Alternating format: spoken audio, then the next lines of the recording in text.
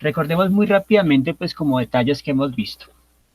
Cuando hablamos de database, ¿cierto? Hablamos básicamente de buscar la manera de presentar esa información que en cierto momento es como abstracta y depende mucho como de la interpretación de la persona. Normalmente siempre se nos presenta a partir de números o cantidades que por lo general digamos que son siempre, eh, por así decirlo, como que no tienen una proximidad con la persona y eso hace pues que de cierta forma no vean o no midan digamos pues como el impacto que esto puede llegar a tener. Eso por un lado, ¿no? Digamos, buscar la manera de presentar esta información que viene en cantidades o números abstractos y convertirlos, ¿cierto? Como en un, un mapa visual, ¿cierto? Digamos, del asunto. Hola, Marta Elena, buenos días. Ay, tienes el micrófono apagado. Buenos días, Boris. ¿Cómo están todos? Pues bien, bien, aquí haciendo un pequeño repasito antes de empezar pues ya con lo que tenían pendiente ustedes para hoy. Entonces estábamos hablando básicamente como de las premisas, ¿no? Que desarrollamos pues el tema del database para tenerlos muy claras.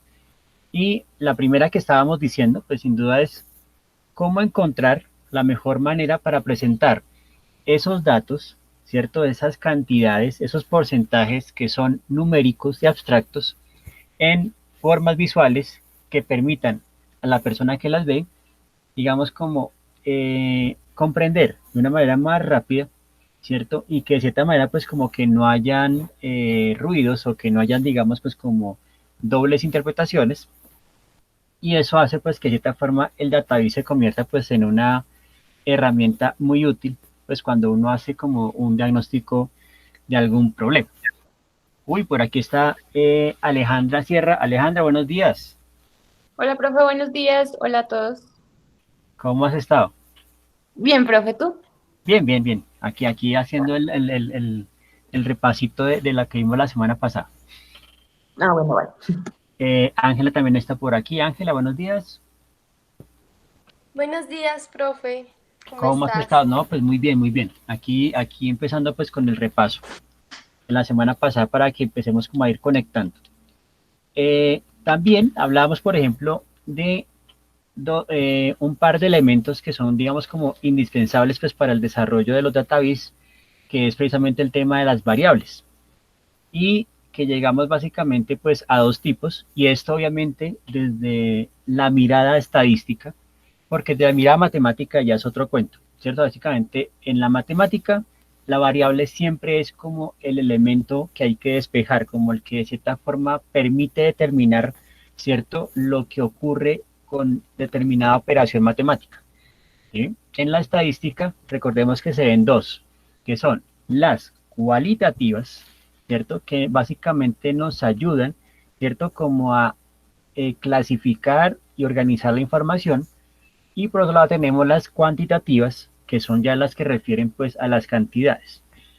Dentro de eso pues habíamos visto que muchas veces las cualitativas pueden llegar también a ser cuantitativas, ¿no? Dependiendo digamos pues de la cantidad de elementos que uno agrupe allí.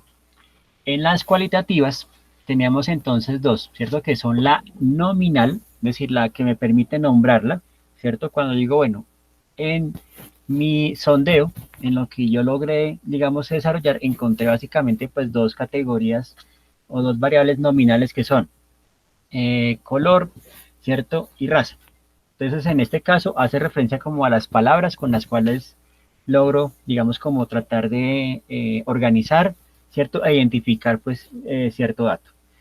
Y dentro de esas variables también está la ordinal, ¿cierto? Que pues como lo dice su nombre, básicamente me permite ordenarla, ¿cierto? En una escala, de mayor a menor, ¿cierto? De el más alto al más bajo, ¿sí? De lo más frío a lo más caliente, siempre digamos que puede haber ese tipo de factores, ¿no?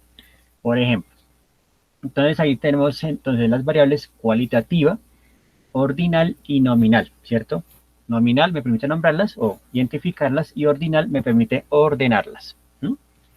Y en las variables cuantitativas tenemos básicamente también dos, que son las discretas que de cierta forma ocurren de una manera esporádica, y las continuas que me permiten organizarlas, pues digamos, desde unos extremos, ¿cierto? Y unos intermedios.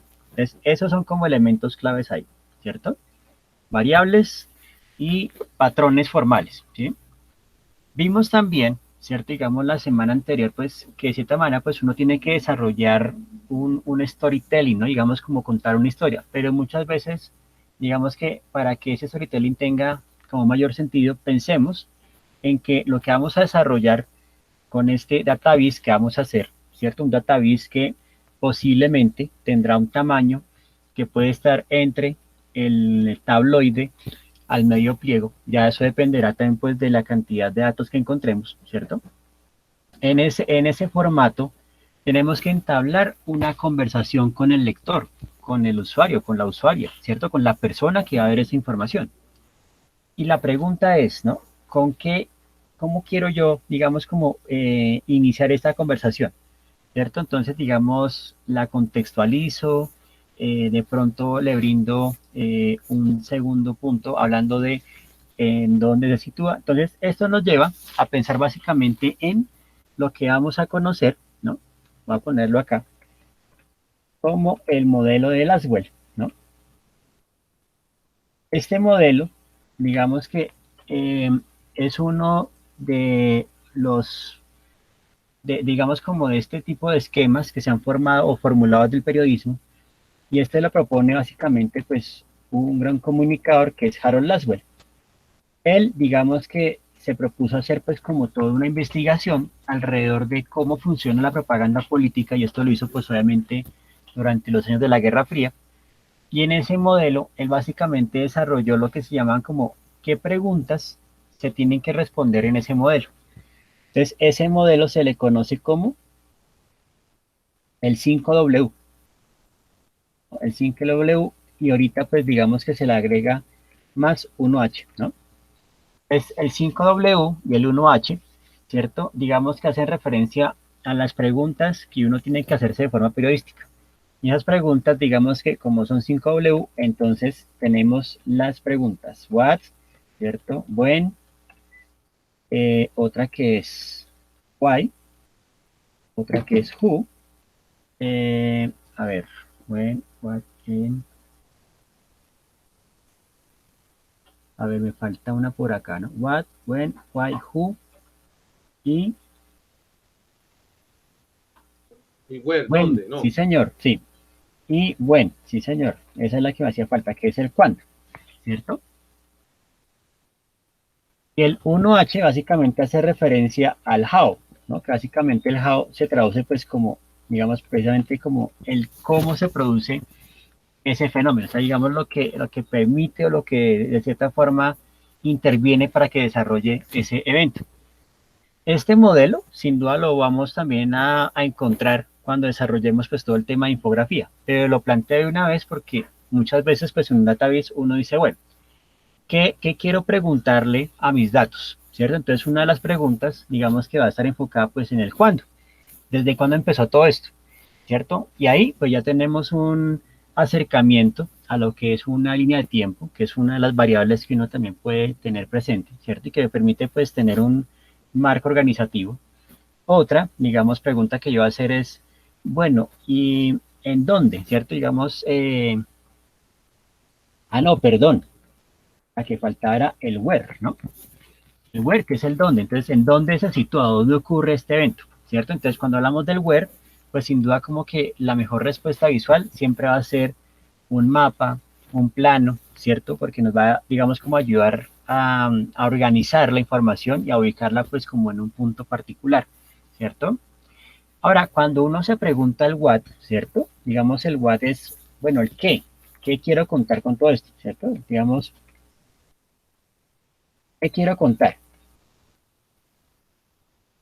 ¿Sí? Y pues digamos que acá tenemos muchísimos temas variopintos, ¿no? Tenemos temas que me parecen bien interesantes y cómo cada uno pues va a tener una preocupación, sobre todo en esta database, porque aquí lo que queremos desarrollar es una pieza que nos sirva como diagnóstico. Es decir, que a través, ¿no?, de este paisaje visual podamos detectar, digamos, pues como dónde se sitúa la problemática que queremos, digamos, como desarrollar o transformar desde los elementos propios del diseño de información, ¿cierto? Entonces, digamos que voy a empezar con un ejemplo hipotético, ¿no? Así, hipotético. Y por ejemplo, voy a empezar pues con mi querida Daniela, ¿cierto? Hoy voy a empezar con ella. Ahorita me contarás pues cómo va tu desarrollo, pero bueno, yo voy a plantear un ejemplo, ¿sí? Digamos que yo me sitúo en el lugar de Daniela, ¿cierto? Y digo, bueno, yo escogí El Señor de los Anillos. Ese fue mi tema principal y con ese desarrollé pues como mis primeros pasos que fueron sistema de iconos y cartografía. Listo. Pero bueno, ¿qué puedo desarrollar yo con eso? ¿Sí? Digamos que lo que tal vez yo me preguntaría en este momento, ¿cierto?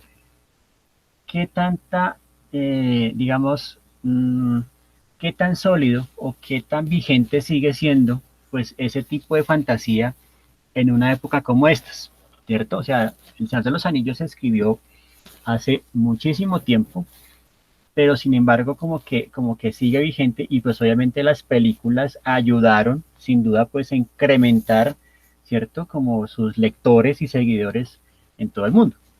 Pero digamos que al día de hoy la fantasía seguirá vigente, ¿cierto? Esa es digamos como una pregunta que yo me haría inicialmente.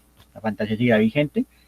Eh, digamos que lo otro, por ejemplo, es ¿por qué razón el Señor de los Anillos, digamos, tiene como toda esa fuerza tan particular frente a otros tipos de fantasía? O empiezo también pues a mirar, bueno, ¿qué otras fantasías de ese corte han existido, digamos, al margen de los Señor de los Anillos? ¿Cierto? Y entonces uno se empieza a investigar, digamos, a mirar, bueno, ¿qué otros autores han escrito, ¿cierto? Libros de fantasía y cuántas ventas han tenido, ¿cierto? Ya empezamos a, digamos, tomar una mirada ya muy diferente y nos enfocamos más, es, digamos, en un principio, pues como en un estudio de mercadeo, pero también podríamos empezar a mirar, ¿cierto? Aspectos como con qué personajes se identifican más los lectores, básicamente, pues como qué aspecto le llama la atención de la historia, ¿cierto? Digamos que en cierto caso sí estaríamos entrando un poco ahí en lo que podría ser un perfil, ¿cierto? De las personas que consumen esta clase de historias. ¿Sí? Podríamos hacer también comparaciones con otras sagas, ¿no? Porque, por ejemplo, sin duda, no sé, digamos, de los aquí presentes, ¿no? Digamos hasta qué punto podríamos decir, ¿será que J.K. Rowling es una escritora original o lo que hizo fue tomar elementos de, ¿cierto? O sea, ahí se empiezan como a abrir pues diferentes, digamos, pues como elementos. Entonces, pues arrancando contigo, Daniela, por ejemplo, y pensando pues en continuar, digamos, pues con este tema, ¿qué opciones o qué elementos has revisado que tú digas, bueno, ya he encontrado pues como una información, como unos datos, y creo que puedo decantar por estos? En ese contexto, entonces, ¿qué has encontrado? ¿Qué panorama ves en tu temática?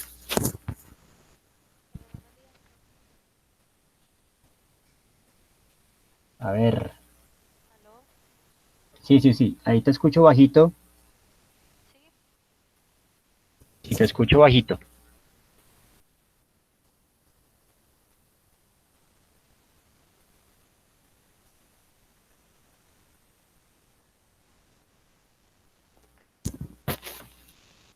Te escucho muy bajito.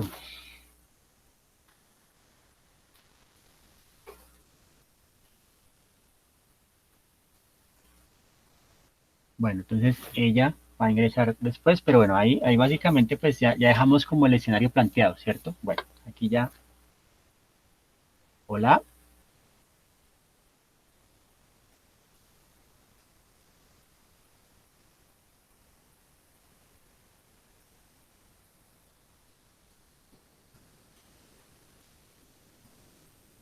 hola, Ángela.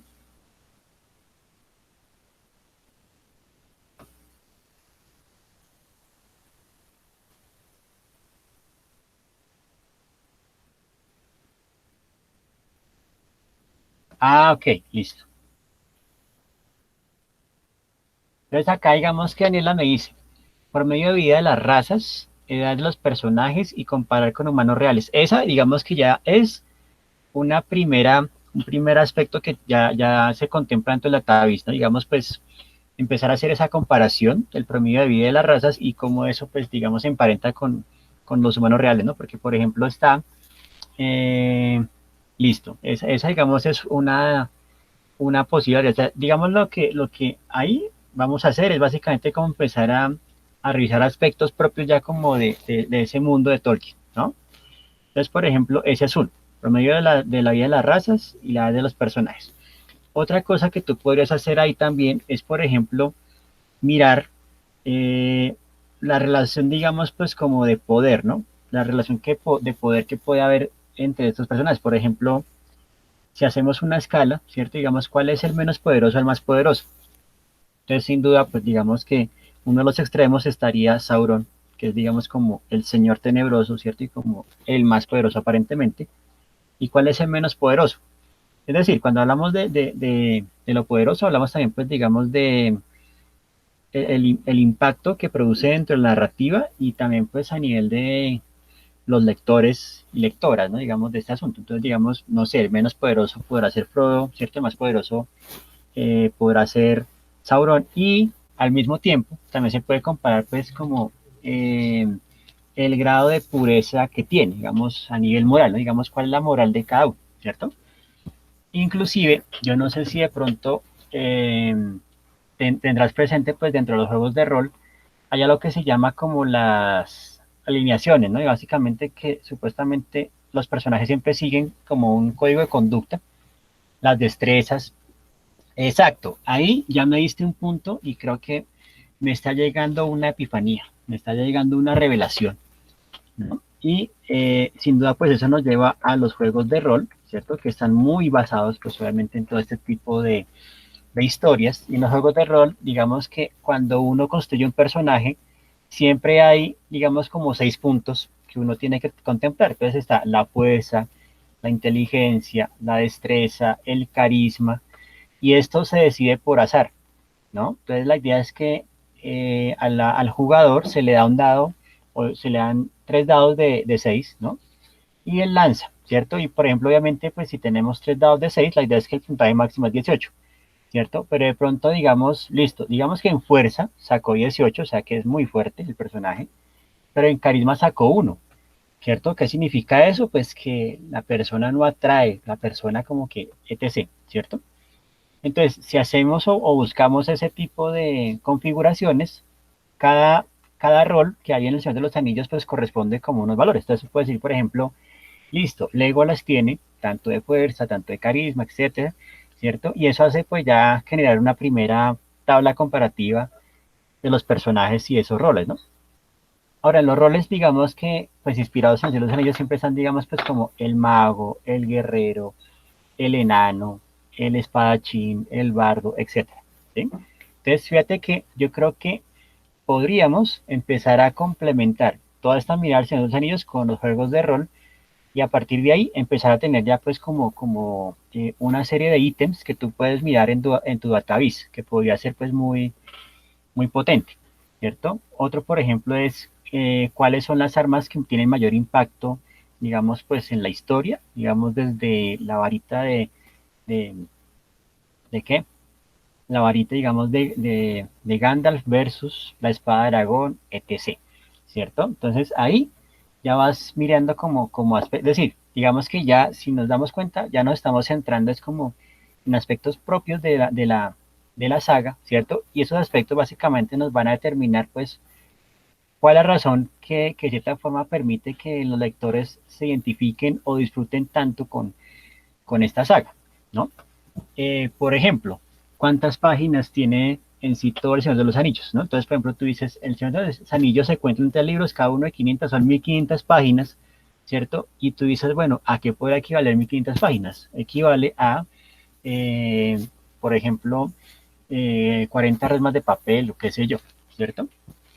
Entonces, ahí podemos ver también como otro tipo de líneas comparativas, porque pues en todas esas 1500 páginas, ¿no? Se nos abre un mundo muy particular Y pues, a diferencia de muchos escritores actuales, pues Tolkien era como más descriptivo, etcétera. Entonces se tardaba muchas páginas en describir algo y ahí podremos empezar a hacer comparaciones. Digamos que podríamos también hacer un paralelo con George R. R. Martin, ¿no? Y la historia de Juego de Tronos, que también tiene como ese mismo aspecto como de libros grandes, ¿cierto? Y que de cierta forma pues aún no ha concluido, está por concluirse, ¿cierto? Pero entonces digamos que a diferencia de Tolkien, con Martin pasó algo muy particular y es que él dijo, voy a escribir una historia que no pueda ser producible por la televisión, o sea, que ninguna cadena de televisión pueda producir esta serie, la va a hacer tan compleja y tan difícil que nadie la va a producir, ¿cierto? Y eso lo dijo en 1996 cuando salió el primer tomo de Juego de Tronos o Canción de Fuego y Hielo, ¿sí? Y él dijo, esto va a ser improducible. Y años después llegó HBO y le dijo, la va a producir, ¿cierto? En fin, entonces ahí ya te vas dando cuenta, digamos, de las ramas que empiezan a abrirse o las posibilidades que empiezas, pues, digamos, pues con esta pregunta. Ahí yo creo que también ya estamos viendo, pues, un interrogante que tal vez algunos de ustedes tendrán. Y es, por ejemplo, bueno, el database, ¿cuántos datos o cuántas variables debe mostrar? Como queremos hacer una comparativa, la idea es, digamos, tratar de buscar mínimo como unas 5, ¿cierto? Unos 5 aspectos que puedan ser contemplados desde la comparativa con barras, desde una gráfica de tendencia al seguimiento, ¿sí? Por ejemplo, ¿cierto? Por ejemplo, digamos en el caso de Ariana también podríamos mirar otra variable y es antes de la película cuántos lectores habían y después de la película cuántos lectores hay en todo el mundo, ¿cierto? En fin, entonces, no sé si con esto ya mi querida Daniela empiezas, digamos, pues como a comportar y a determinar mejor, pues, hacia dónde puedes orientar tu gráfica.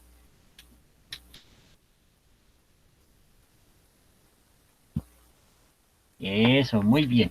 Bueno, listo. Entonces, ahí quedamos pendientes.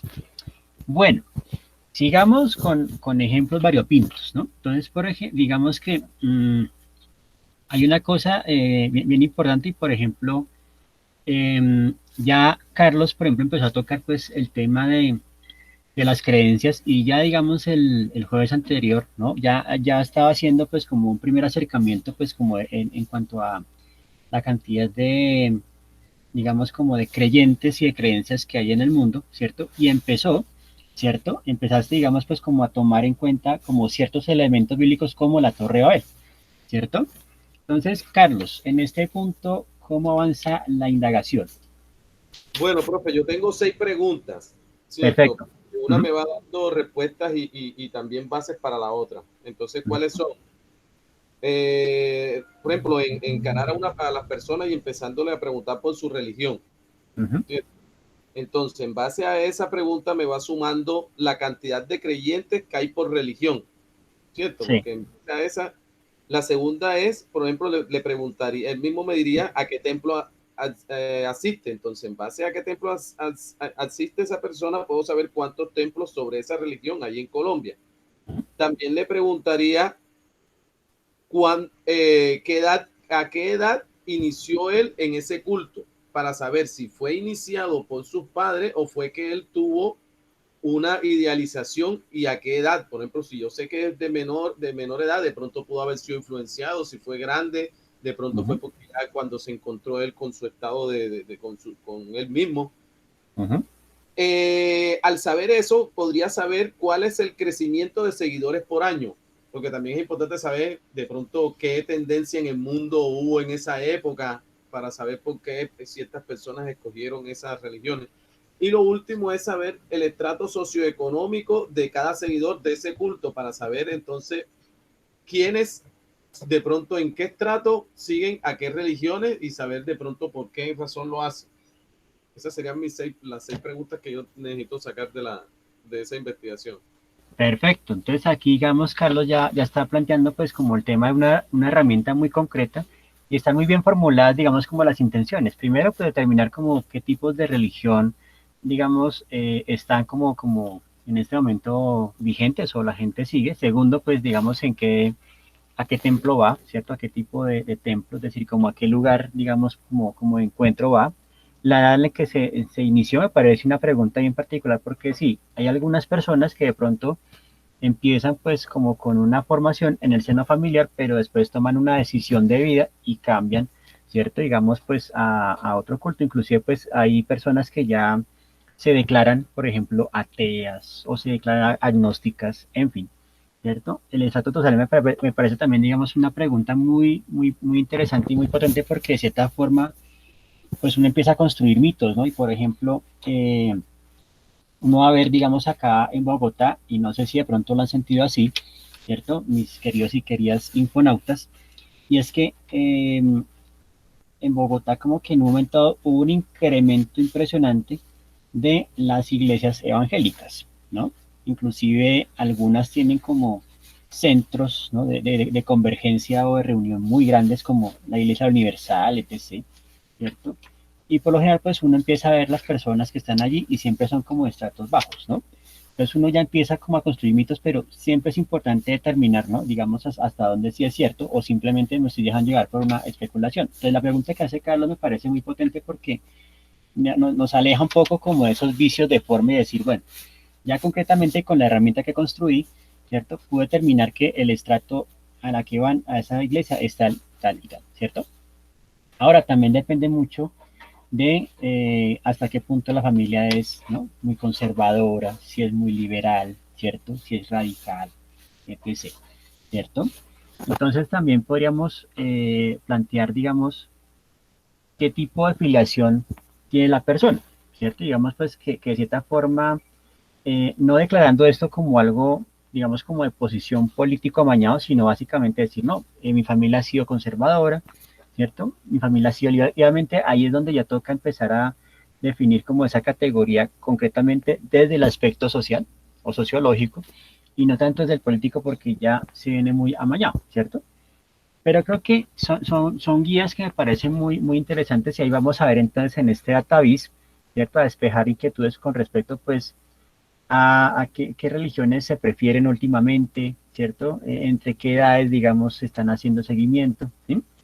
Porque, por ejemplo, hace poco pues estaban haciendo ya misas campales, ya se están abriendo pues como ciertas iglesias al aire libre, ¿cierto? Y pues la cantidad de personas que van, primero pues son ya gente muy adulta, adulto mayor, entonces uno dice, bueno, son personas que crecieron, ¿cierto? Pues digamos como en una formación muy conservadora, con unas creencias muy arraigadas y pues esto hace que sigan fieles, ¿no? A la iglesia. O por ejemplo, el simple hecho de que las personas vayan a la iglesia y toquen la puerta de la catedral, así no está abierta, pero el hecho de que la toquen, ¿cierto? Ya como que les da un cierto alivio, algo por el estilo. Entonces, chévere, digamos, ver en este database, ¿cierto? Cómo se comporta este tema en la actualidad, ¿no? Que inclusive pues es un momento donde todo empieza pues a tener como unos cambios en particular. Pero sí, Carlos, está muy bien, digamos, como la intencionalidad, digamos, del tema. Ya es entonces empezar a proceder y digamos que en cierto caso podrías aprovecharte, digamos, de esa herramienta de Google Forms o el formulario Google, ¿cierto? Tú formulas las preguntas, las envías, pues, digamos, como a varias personas y lo bonito de Google Forms es que ya te hace una parte del trabajo y es que ya te hace la tabulación. Ya lo otro entonces es empezar a ver cómo podemos resolver, ¿cierto? El tema de la visualización. Pero bueno, no, está muy bien, está muy bien. Deben ser conocidos, profe. Yo lo mando y cualquier persona que quiera responder en esa herramienta. Digamos que podríamos tener gente conocida, ¿cierto? Y gente desconocida para mirar, digamos, pues también la calidad de las respuestas, ¿no? Pero sí, no hay lío con eso. Bueno, muy bien. Entonces aquí vamos con ese asunto. Bueno, vamos entonces ahora con Alejandra Sierra, ¿no? Ya vamos con creencias, entonces voy con Alejandra Sierra y ya al hacer como tu rastreo, ¿cierto? Porque igual tu tema, digamos que me causa curiosidad y pues desde de una de mis afinidades temáticas muy particulares. En tu caso, tenías como una intención el jueves y a hoy, por ejemplo, ¿esa intención ha cambiado o que has podido indagar sobre tu tema? Pues, profe, yo hice una encuesta chiquita en Google Forms. Perfecto, sí. De hecho, les voy a compartir el link para que la hagan, por favor. Ah, bueno, sí, la vamos a hacer. Y entonces, de acuerdo a eso, como que estuve pensando, bueno, hay mucha, o sea, de hecho, mucha gente que yo conozco, no han respondido tanta gente, han respondido 10 personas, pero pues ahí vamos. Y hay gente que yo conozco que ha tenido, por ejemplo, experiencias con cosas paranormales y yo no sabía. Opa, sí. Entonces, digamos, como que mi intención yo creo que sería como que la gente que no cree que estas cosas pasan, de pronto yo pueda darles como prueba de que sí hay cosas que pasan, que uno no juega con eso, pero que sí hay cosas que pasan y que a la gente común le pasan, sí, como que hay muchas más personas de las que uno creería que hay cosas que han presenciado. Y de pronto también como libros, sí, como que esa conexión de verdad, como las películas y los libros cuando dicen que son historias de la vida real y podcast, como todo esto, pues que sí son como pruebas de que hay cosas que no podemos de pronto entender, pero que sí existen. Ujú. Pues diría yo que es como, porque hago preguntas como que si la gente cree o no cree, si creen, por ejemplo, en Dios o no creen, y mucha gente cree en esas cosas paranormales, pero también cree en Dios. Ujú. Y ha presenciado cosas de estas, entonces yo creo que como que mi investigación estaría como más enfocada a como a mostrarle a la gente que estas cosas sí pasan más de lo que uno pensaría, que no solamente son películas y libros, sino que a la gente pues del común le pasan un montón de cosas que no puede explicar. Ujú. Que tal vez ni siquiera está como siempre con fantasmas o demonios o cosas así, pero son cosas que uno no puede explicar que pasan. Ujú. Entonces Sí, yo creo aquí ya estoy haciendo, ya estoy mirando tu encuesta. Esto es lo bonito de estas cosas en tiempo real. Bueno, acá tú tienes un primer, digamos, como ítem, que es más como de carácter contextual, ¿cierto? Entonces tú pides como el nombre, la edad, el lugar de origen y la actividad a la que se dedica. Entonces, digamos, cuando tú haces esta respuesta, me imagino yo que es la que te va a dar primero una variable cualitativa, ¿cierto? Y la que tú vas a identificar, por ejemplo, bueno, puedo empezar a clasificar por edades o puedo clasificar, pues, digamos, por ciudad de origen, ¿cierto? Porque eso también nos va a dar posiblemente una respuesta y es, ¿no? Por ejemplo, la gente que vive, pues, como en ciudades capitales o centros industriales, como que de pronto no da fe, pero si estamos en áreas rurales o digamos como ciertos un tanto alejados de esos centros, podría pasar que sí tienen como, o tienen una tendencia a creer más por lo que están como en lugares donde puede haber como más conexiones cercanas, por ejemplo. sí, profe, por ejemplo, he encontrado que más personas de afuera, como de zonas rurales, que no son, pues, Bogotá, ni ninguna ciudad así como central grande, cree, por ejemplo, en cosas como las brujas. Ujú, Y dan fe que las brujas existen, de verdad. O sea, que ujú. las brujas existen. Que no pasa acá en la ciudad porque como que no tenemos, no sé, como que también lo asocian a algún tipo de animal. Me toca como investigar un poco más como el tema de las brujas, pero sí dicen que en zona rural hay muchas brujas.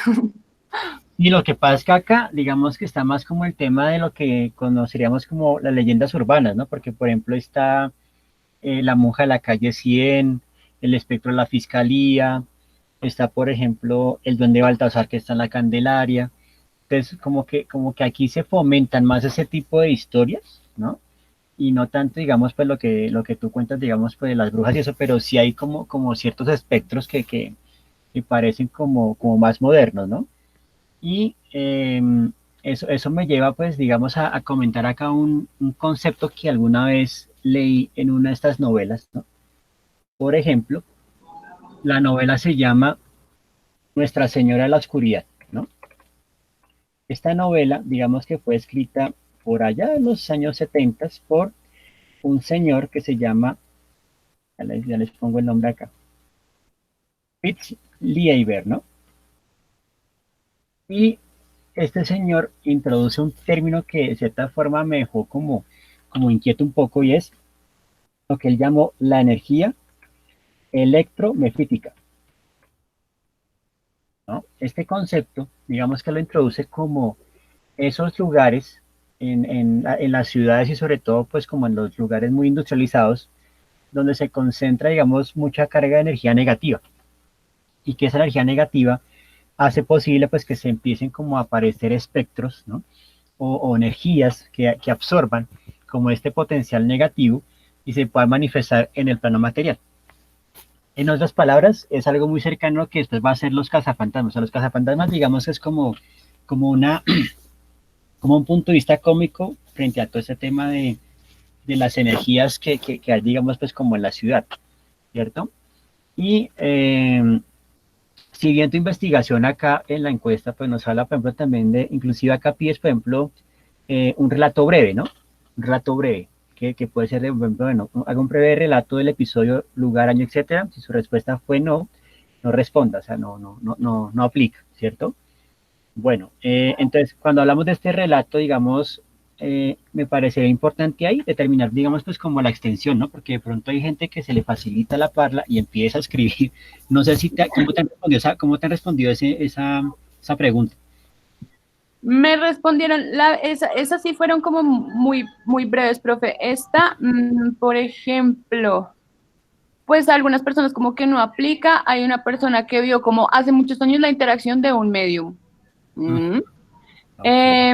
Y hay una persona que dice que siente las energías en lugares donde han habido actividad paranormal. Y hay otra persona, por ejemplo, que me habla de un desdoblamiento. Uy, bueno, ahí ya empezamos. Sí, eso sí está como dentro del, digamos, el ecosistema de lo paranormal, sin duda. Sí, como que no fueron muy extensos, pero fueron como el punto. Bueno, Manuela, ¿qué quieres decir? Sí, pues yo creo que una herramienta que te puede servir, digamos, en esa pregunta es tal vez crearle algunas categorías, como si has tenido alguna experiencia paranormal así relacionada con qué, o sea, que las personas puedan escoger igual con la opción de que sea otra, para que tú también de alguna manera lo vayas, si te interesa, pues ahí también puede surgir otra categoría, como con qué cosas o bajo qué parámetros es que las personas en Colombia sienten lo paranormal, que con brujas o que con mitos o leyendas o con cosas de energías, no sé.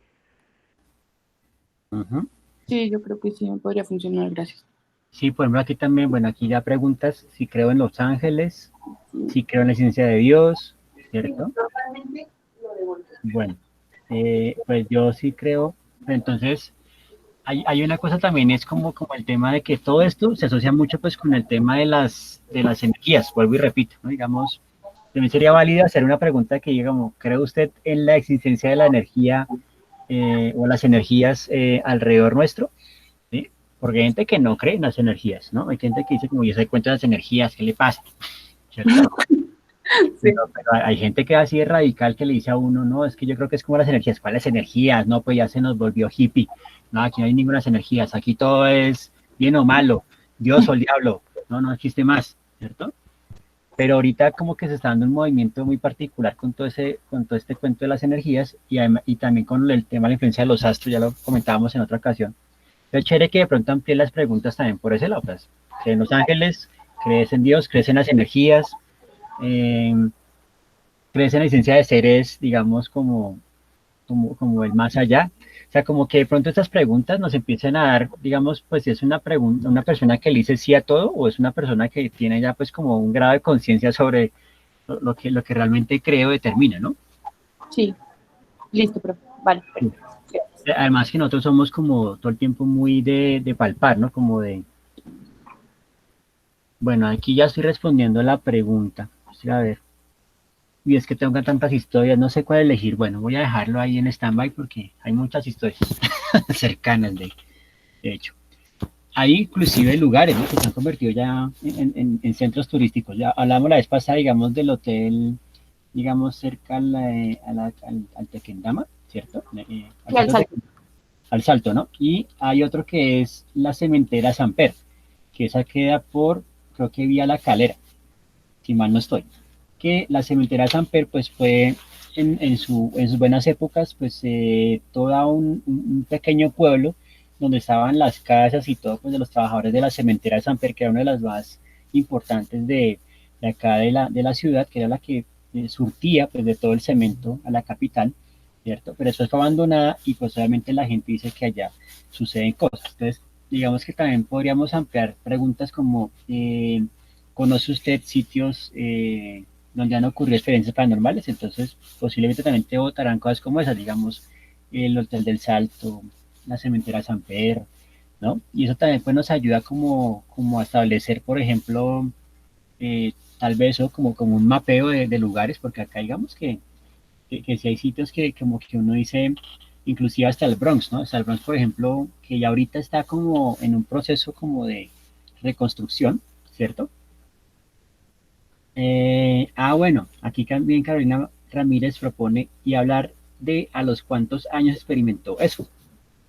Sí, Y también es cierto, ¿no? Porque de pronto hay gente a la que a los niños les pasan muchas cosas. No, como que uno no tiene ni idea de verdad toda la mano de cosas que le pueden pasar a un niño en ese sentido.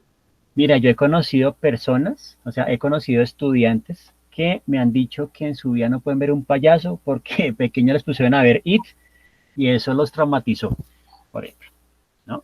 Entonces ya uno dice como, uy, pucha, la sugestión en un niño puede ser tan fuerte, pues que puede crear, digamos, pues como este tipo de creencia sólida, ¿no? De que existen porque, digamos, yo lo vi materializado, digamos, en una historia, en una película, ¿cierto? Hay otros que de pronto la tienen más bien como de grandes, en fin. Sí, la edad, digamos que va a ser pues muy, muy importante. Ángela Nieto nos dice, sí, yo cuando estaba más pequeña sentí muchas cosas así, ¿no? Bueno, Ángela, eso está muy bien. Eso está muy bien que inclusive los niños tienen una capacidad de ver más cosas que los adultos, ¿no? Entonces, inclusive cuando dicen, tengo un amigo imaginario, uno dice, espera, sospechoso. ¿No? ¿Qué tal sea cierto, profe? Nosotros pensando que es que ellos están ahí. Exacto. ¿Ves? Ahí es donde empieza lo paranormal de este asunto. Bueno, ahí ya tenemos entonces bella discusión por ahí. Bueno, sigamos bueno, precisamente pues con Ángela, ya que mencionas el tema, pero bueno, tu tema es muy diferente, ¿cierto? Que el tema es con el fast fashion. ¿Cómo te ha ido? Y más o menos, ¿qué preguntas o qué aspectos quieres desarrollar, digamos, en tu database?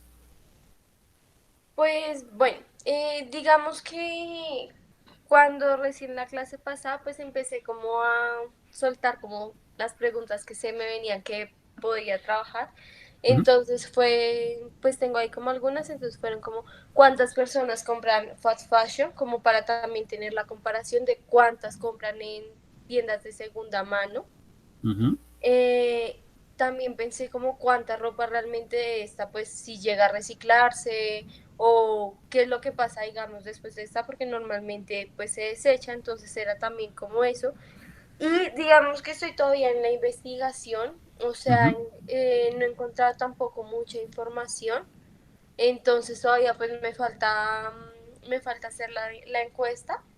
Sí. Para poder de ahí como sacar más información, porque digamos pues ya en internet o cosas por ese estilo no se encuentra mucho, pues como datos exactos y digamos trayéndolo más a Colombia, porque normalmente pues se encuentra a Estados Unidos, países asiáticos, europeos o México, que es como lo más cercano. Entonces digamos pues que ahí voy, sigo en la búsqueda, lo que te digo, me falta la encuesta como para ya poderlo aterrizar un poco más a lo que, pues, a lo de acá. Pero pues digamos que así cosas puntuales no tengo todavía, o sea, todavía estoy como, me falta, la verdad, bastante información como para poder concretar. Bueno, igual, pues aquí en nuestra clase estamos también pues como para poder ayudarte y a mí, digamos que ya se me vienen un par de cosas, digamos, pues como la mente y son las siguientes. Por ejemplo, habría que pensar, digamos, una pregunta que se relaciona, digamos, con ¿cuánto es su presupuesto de ropa al año? Porque hay gente que, por ejemplo, hace un presupuesto modesto y dice, no, yo, digamos, pues que oriento 200.000 pesos a la compra de ropa. Bueno, listo, anual, o sea, al año, por ejemplo, ¿cierto? Hay otros que de pronto sí tienen un presupuesto más alto, ¿cierto? Inclusive tienen un presupuesto hasta posiblemente mensual de compra de ropa. Ahí también hay que mirar, por ejemplo, pues hasta dónde empieza un poco un comportamiento compulsivo, o sea, ¿es usted compulsivo a la hora de comprar prendas de ropa o realmente usted compra lo mínimo esencial, ¿cierto? Entonces ya empezamos a crear como un elemento binario, ¿cierto? Que establece pues como el que usa las prendas es como para cubrir, ¿cierto? Digamos, o su segunda piel y otros que sí ya es como el tema, no, tengo que comprar ropa porque eso, ¿cierto? Por ejemplo, hay personas que no sé si, no conozco gente cercana, pero sé que hay gente que cuando tiene estrés, calmarle le baja el estrés, ¿sabes? Tengo que comprar ropa, tengo que ir de shopping, ¿no? No sé, pero son como cosas o digamos elementos pues que uno escucha en otras culturas como por ejemplo Estados Unidos y demás, ¿no? Pero bueno, esa puede ser una, ¿cierto? Ahí van como dos preguntas que podrías hacerte, ¿no? Digamos el presupuesto y si realmente tienen comportamiento compulsivo o un comportamiento más bien como muy concreto al momento de comprar ropa. Si me preguntas a mí, por ejemplo, yo soy una persona muy modesta, o sea, yo parezco como, no sé, como hombres de negro, ¿no? O sea, mi closet está lleno de jeans y camisetas, ya, listo, ya, con eso es barato el mundo, o sea, para mí ya estoy hecho con eso. Inclusive las camisetas sí le invierto un poquito más porque son como diseños que me representen, ¿no? Ya, pero el resto son jeans. Yo realmente digamos que compro dos jeans al año, entonces digo, no, o sea, soy un consumidor muy responsable. O sea, yo mejor dicho, hasta que el pantalón se dañe, pues, o si no, pues pido ayuda y que me lo ayuden como a enchular, ¿cierto? Porque, por ejemplo, antiguamente, si alguna persona tenía un roto en el pantalón, digamos que eso no se remendaba sino se compraba uno nuevo. Ahora ya se le ponen parches y se le hacen como otro tipo de añadidos que uno dice, oh, qué prenda tan original, en fin. ¿Cierto? Fíjate en eso también, digamos, hasta qué punto usted consume, digamos, las prendas de ropa, las usa hasta que se dañen o eh, las vuelve ¿a qué? A arreglar, las arregla, etcétera. Entonces ahí pueden surgir como también otra variable de comportamiento y es, digamos, pues hasta qué punto ciertas personas sí son como, por así decirlo, como conscientes o de cierta forma saben que todavía puede seguirse usando de otras maneras, Sí. ¿cierto? Y hay otros pues que dicen, no, ya cuando se daña ya lo cambio, o lo doy, o lo dono, o lo voto, ¿cierto? Y compro otro, en fin, ¿sí? Y no sé si también en tu encuesta quepa la posibilidad de ver, por ejemplo, porque muchas personas toman estas conductas es porque las ven reflejadas en alguna serie. Por ejemplo, no sé, Sex and the City, ¿no? Que es pues como esta historia de esas cuatro amigas, ¿no? Allá en Nueva York, inclusive pues una que se da el lujo de gastar $500 en unos zapatos, uno dice, $500, ¡ah! Bueno, o sea, para mí, pues yo que soy así, y como de pragmático, ¿no? Si al caso lo más costoso que yo compro es como las botas para salir, o sea, digamos, el calzado, que eso es lo que más le invierto, pero cuando yo $500 en un calzado, no. Pero obviamente para las mujeres, ¿no? Digamos como que esas cosas son como, uy, es que son bonitas, ¿no? Entonces, algunos comportamientos vienen como influidos por series, bien sea Sex and the City, u otras donde se ve como por el tema de la moda, ¿cierto? Entonces, eso también hace que exista, digamos, también una relación entre la influencia que tienen los medios en las personas para generar esos comportamientos. Y eso sería muy potente empezar a examinarlo, porque de verdad que mucha gente se deja llevar es por eso. Listo, profe. Ya con esto sí tengo como más idea por dónde desarrollarla porque me sentía como un poco perdida, pero ya Mm, con esto como que ya sí, sé por claro, dónde ir. sí, claro. Inclusive también ahí puede hacer también, bueno, ese seguimiento puede ser un poquito más complejo, pero podrías intentar a ver, por ejemplo, si se consigue, digamos, el costo de la elaboración de una prenda de fast fashion frente al costo de una prenda que, digamos, puede ser más duradera, por ejemplo, ¿no? Digamos que Ujú. aquí una de las quejas o reclamos frecuentes por parte de los consumidores es que, uy, pero es que las prendas colombianas son muy costosas mientras que las otras son como muy económicas. Sí. Hay que ver, por ejemplo, pues en telas, en cuánto tarda en la producción, ¿no? Inclusive esto es como al margen, ¿no? Esto es paréntesis, pero había un mito que supuestamente la ropa china se hacía en los containers en medio del mar y que eran allá los umpalumpas chinos ahí, ¿no? Los niños trabajando ahí dándole y si no trabajas, pues lo botaban al mar. Ese es un mito que no he verificado, pero obviamente suena atroz y Sí. un poco inverosímil, pero uno dice, ah, bueno, hasta loco no podría ser, ¿no? Que en aguas internacionales, digamos, como que no opera ninguna justicia legal, etc. Profe, también, Sí. ahí sí toca tener, ahí sí con lo que estás diciendo, que algo que también se debería tener en cuenta, pues bueno, si en algún momento, pues Ángela quiere hablar de eso también, ¿cuántas fábricas no se han caído por allá por el Medio Oriente que en serio sí tenían un montón de gente bajo condiciones horribles y tú veías las fábricas y eran, o sea, de verdad no tenían mantenimiento, eran casi que ruinas y se caían y se morían un montón de trabajadores? Eso ya pasó como creo que 2, 3 veces más o menos. Sí, Y pues, sí, creo que como, sí, hay, por ejemplo, digamos, cuando mencionas eso, Carolina, entonces es como para también hacer como un poquito una transformación en la persona y decirle, bueno, esa prenda que para ti es barata, mira todo lo que cuesta.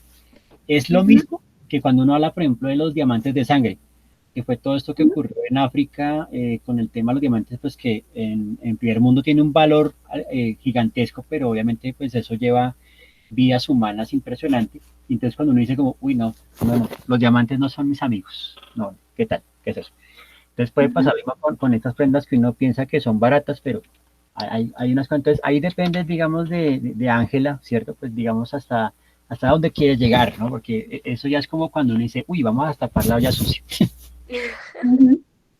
Entonces toca ahí tener cautela, pero sería muy interesante hacer como ese sondeo porque, Sí. como te digo, un reclamo muy constante del consumidor colombiano es ese, ¿no? Digamos como, uy, pero la rago colombiana tan costosa, pero es que dura. Yo por lo menos he comprado jeans aquí hechos en Colombia y me han durado y hago de todo, o sea, flexiones, corro, troto, mejor dicho, ya. Y ya después uno compra otros como más baratos y no. O sea, así como Hulk se rompen. No, sino que es esto. Claro, lo barato sale caro, en fin. Sí. Pero bueno. Otro tema también que podría ser interesante alrededor de eso es en qué momento, por ejemplo, alargar la vida de la ropa se volvió interesante. Por ejemplo, el hecho de usar de segunda hasta hace unos pocos años era algo de pobres, algo de gente que no puede estar consumiendo todo el tiempo, y hace un año, año y medio se volvió la persona responsable. Entonces eso también podría ser interesante como analizarlo dentro del tema de la fast fashion. Claro, claro, porque inclusive fue el ascenso también de todo este asunto de los hipster, ¿no? Que eso fue como un poco, en el momento como tendencia, pero sí, ellos digamos lo que hacían era como devolverle, darle nueva vida a la ropa que ya estaba, digamos, como en uso, ¿sí? Y no es la primera vez, por ejemplo, más o menos en los 70s, en Inglaterra, cuando empezó toda esta tendencia del punk, estaba esta mujer que se llama Marianne Westwood. Ella básicamente fue de las primeras en que compraba o adquiría prendas muy baratas o se las daban en donación porque ya no tenían uso, y ella lo que hacía era como darle parches, colocarle una nueva decoración y luego las vendía pues a un precio más costoso y se volvieron como las prendas que utilizaban los punks, ¿no? Que supuestamente decían, no, abajo el sistema, vamos a hacerlo por mí mismo, entonces voy a configurar otro tipo de moda o tendencia, ¿no? Pero bueno, sí, sí, sí. Eso también está bueno. Muchas gracias, María Rosa, por ese dato. Eso está bueno. Sí, muchas gracias a todos. Sí, no, para eso estamos, para darte idea. Entonces ya con esto, me imagino yo, podrás configurar pues como tu Sí, herramienta de sondeo y ya veremos entonces el jueves qué ha sucedido con eso. listo. Bueno, muy bien. Listos. Bueno, Carolina, pues ya que estás ahí, que te veo ahí, ¿cómo vas con tu indagación? Bien, profe, pues ya. Ay, Dios mío, perdón, se muteó. No, pues ya pensé más o menos qué quiero hacer. Pues como ya hablé de los sitios de producción que hay aquí, Ujú. quería hablar también, quería hacer unas gráficas, una a partir del porcentaje de productos que sí son colombianos que se venden acá y el porcentaje de productos que se importan. Además de eso, por lo que he estado hablando como entre comillas de los asentamientos que hay, pensaba tocar también un poco el tema ya de que cómo han sido las migraciones del campo a la ciudad en los últimos 10 años. Lo pensaba tocar apenas en estos últimos 10 años, pues por todos los procesos que han pasado, por el proceso de paz. Y pues también yo siento que si ya toco los 90 y eso, ya me estoy alargando muchísimo. Entonces tampoco es saturar ese tema y pensar también cómo se está cambiando ahora por eso y cómo afecta esas migraciones a la producción que hay actual, que es algo que muchas veces no se ve. También, eso sí, lo que no sé, que, o sea, lo pensé un poco, pero no estoy del todo segura, porque también he visto que hay a veces migraciones de las personas de la ciudad al campo, aunque son más que por un tema de explotación agrícola, lo hacen es solo como ponen, o sea, tienen una vivienda en el campo y ya, pero no explotan la tierra ahora. Entonces, Ujú. no sé si sea como buena idea y esa parte, esa última, sí no sé cómo ponerla. Sí, digamos, pues no, digamos que coincido contigo en que si esta última fase o etapa, digamos que sí tendría que estar ligada, por ejemplo, a esta relación de costo-beneficio y pues como el incremento de las exportaciones o importaciones al país. Entonces, ahí habrá que mirar, digamos, si está esa relación dada para que pueda aparecer, digamos, pues, por qué ha disminuido la explotación, ¿cierto? Digamos, en estos lugares, ¿cierto? Y si esa disminución está directamente relacionada con la importación de otros productos de diferentes latitudes y de cierta forma, pues, el abaratamiento o el incremento en los costos de producción, porque esa es la otra. Digamos Sí. que a nivel de agricultura, pues digamos que al campesino se le exigen una serie de tratamientos para que el suelo se vuelva fértil y esos tratamientos pues tienen, digamos, como un alto coste que no recupera cuando él vende su cosecha. No, y no tiene sentido muchas veces también. ¿Sabes hasta que me hiciste? Pero es que no sé qué también que, o sea, eso que acabamos de hablar de las importaciones y exportaciones, también hacerlo por tiempo. Porque digamos, ahorita, pues yo estuve revisando cómo seguía la cosa del TLC y todo, y me di cuenta que este señor acabó como de terminar el TLC con Israel, o sea, bueno, acabó de firmarlo también. Entonces Ujú. también es ahora cómo afectar este tema. Entonces, no sé si tratarlo así también, más bien, como a partir de esos tratados de libre comercio que ha hecho Colombia. Me parece muy oportuno porque digamos que sí, yo creo que el más sonoro que yo he conocido es el que se hizo en los noventas con Gaviria, También. ¿no? Que ese fue el primer TLC, cuando nos dijo bienvenidos al futuro. Y yo, bueno, pero ya eso es como que de ahí, el TLC es como bajo tierra, como muy soterradito, como que casi no lo hacen público, y eso que me cuentan no lo tenía presente. Entonces, chévere hacer, digamos, pues como la exploración desde, precisamente pues como con el Tratado de Libre Comercio, que se empezó como a importar, y a partir de eso, pues si eso está directamente relacionado con la disminución de X o Y tipo de producción, ¿no? Ujú. Vale. Sí. Manuel, es que como, o sea, sí te entendí lo de los préstamos, pero ¿a qué te refieres? ¿Cómo podría usar eso como categoría? Pues es que yo sé de primera mano que, digamos, los campesinos es muy sencillo que saquen préstamos y de hecho he leído varios artículos de campesinos que han llegado hasta suicidarse porque tienen préstamos de 228 millones de pesos, creo que es algo así. Y es una plata, entonces claro, salen, listo, les dieron la plata, se los dan súper fácil y pasa así con casi toda la comunidad campesina y entonces ellos están trabajando, sacan sus productos al mercado y les va como un trasero. Entonces hay campesinos que al fin y al cabo terminan matándose, como es demasiada plata, yo esa plata no la voy a poder pagar, mejor me mato y ya no salgo de eso. Entonces Sí. sé que hay una gran cantidad, una gran suma de dinero que se basa en préstamos a campesinos. O sea, tú dices que yo haga, o sea, que ese sondeo de datos lo haga es más por la cantidad de dinero prestado a los campesinos por parte del Sí, gobierno. O... pues, o sea, si estás pensando en lo que, o sea, creo que ahí lo puedes ver con una relación con lo que estábamos hablando de cuánto le invierten, o sea, Ajá. listo, cuánto le invierten los campesinos al producto, en cuánto se Ujú. vende, en cuánto se vende el que es importado, no el nacional, y de eso que cuánto le invierten y cuánto ganan, cuánto tienen que pagarle al banco. Entonces ahí ya tienes una categoría más que puedes empezar a... Ok, ya, es que no estaba, no encontraba como la relación de cómo hacerlo en gráfica y gráfica, pero sí, ya sé cómo, sí, gracias. Sí, Vale. exacto. Esa está muy, muy potente y de cierta forma es lo que también nos hace falta como divulgar porque no muchos digamos que están como relacionados directamente con eso y pues creen que lo que está en el mini super es porque es algo hecho como un milagro, ¿cierto? Y como una cosa misteriosa, ¿no? Es que otra cosa que quería, pero pues eso sí, yo creo que lo tengo, eso sí te toca tratarlo, es creo que con otro sistema gráfico o algo así, también hablar un poquitico cómo es esa clasificación que tienen ellos de productos, porque digamos, yo sé cómo es la clasificación para las naranjas, mandarinas y tomates.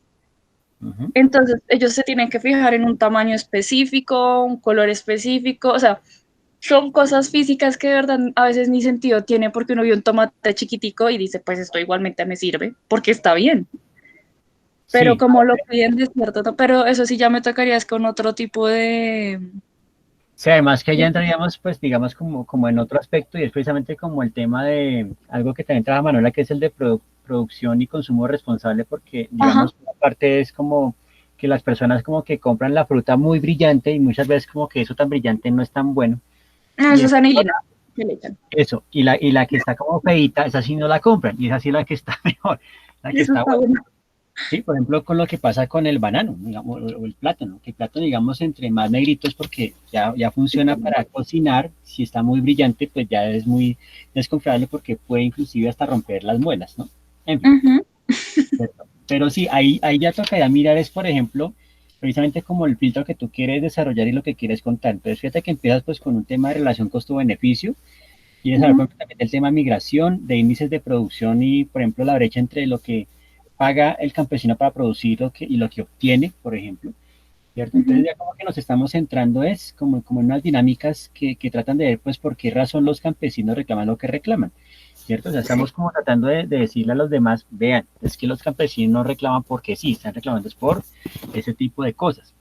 Y de pronto ahí lo que sí puede caber es, por ejemplo, cuando él vende la cosecha, cuánto gana el intermediario, porque finalmente acá el asunto es que es más de intermediarios que digamos del propio consumidor, ¿no? O la misma persona, sino es el intermediario que más se lleva la tajada en todo esto, ¿no? Ujú. Sí, Y eso sí, podría muchas ser veces. muy potente, digamos, verlo por ese lado y no dando pues como la clasificación, ¿cierto? Porque ya después de pronto tendrán la oportunidad de decir, bueno, ahora sí vamos a trabajar otra parte, es, por ejemplo, digamos, pues producción responsable o decir las personas o formar público en cuanto a, bueno, cómo determinar si realmente es un producto hecho acá, que usted está apoyando el campo y no está apoyando a un intermediario. Bueno, son cosas que pueden darse ahí, Ujú. ¿cierto? Pero, Sí. pero sí, pensándolo, digamos, como en tu línea de gráficos, yo creo que sería más, es como también pensar en esa cadena de distribución, ¿no? Digamos, desde que se le compra la cosecha al campesino hasta que llega al mini super, pues eso va a tener, ¿no? Digamos, pues como unos elementos que va así como, uff, ese intermediario es un sucerable, ¿cierto? Ujú. Sí. Eso puede ser. Y ahí me parece que podríamos redondear muy bien tu database porque eso es lo que quiere señalar, digamos, el por qué los campesinos reclaman o, digamos siempre están como en un constante, con una queja constante contra las políticas del Ujú. gobierno, ¿no? Y es por eso, ¿no? Porque digamos, el campesino siempre es, digamos, como un estereotipo exótico por allá como, no sé, romantizado del siglo XIX, como que no lo han Ujú. sacado de ahí, ¿cierto? Y a veces lo tienen pues como en un rol o en un lugar como en un segundo plano, cuando realmente si no fuese por ellos, no estaríamos acá. Ujú. Sí, es verdad. Entonces, eso es lo que quiero que tengas en cuenta, ¿sí es? Digamos ahí lo que organizamos, o sea, empezamos como a mirar variables y todo esto, pero entonces ya después viene como, ¿qué es lo que yo quiero contar? Lo que yo quiero mostrar, digamos, a los lectores y lectoras es, bueno, cuáles son como las condiciones que tiene el campesino. Entonces empieza a examinar desde lo que ha hecho, digamos, el gobierno para su beneficio, pero entonces eso como atenta o digamos está en contra, ¿cierto?, de los beneficios al campesino, ¿cierto? Ujú. Cuando el agro supuestamente debería ser como uno de los sectores más privilegiados de la producción. Ujú. Sí, señor. Ahí está. Ok. Vale, profe. Gracias. Gracias, Manuela. Gracias. Bueno, ya que hablamos de consumo, ¿sí ven cómo se va organizando la conversación de bonito? Bueno, ahora que estamos en producción y consumo responsable, Manuela, ¿hacia dónde quieres orientar tu database?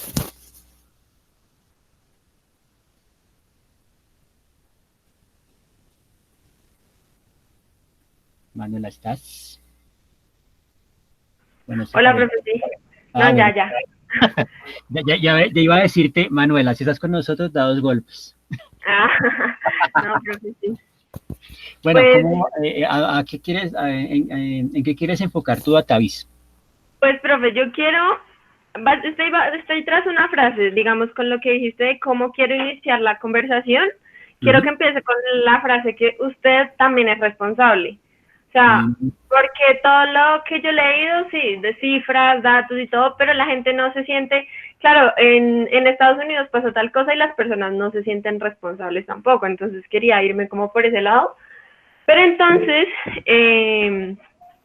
pues no hay datos por persona. Lo que tendría que hacer sería pues comparar los datos de cada país o de cada ciudad ujú. y con la población, ¿sí? Pero entonces, digamos, las categorías que estoy pensando son los desperdicios de plástico, los desperdicios de comida, la inversión sostenible, porque creo que eso es otra cosa que también a las personas cuando sepan como tanta plata se está gastando o tanta plata se está invirtiendo, también eso de alguna forma les va a afectar.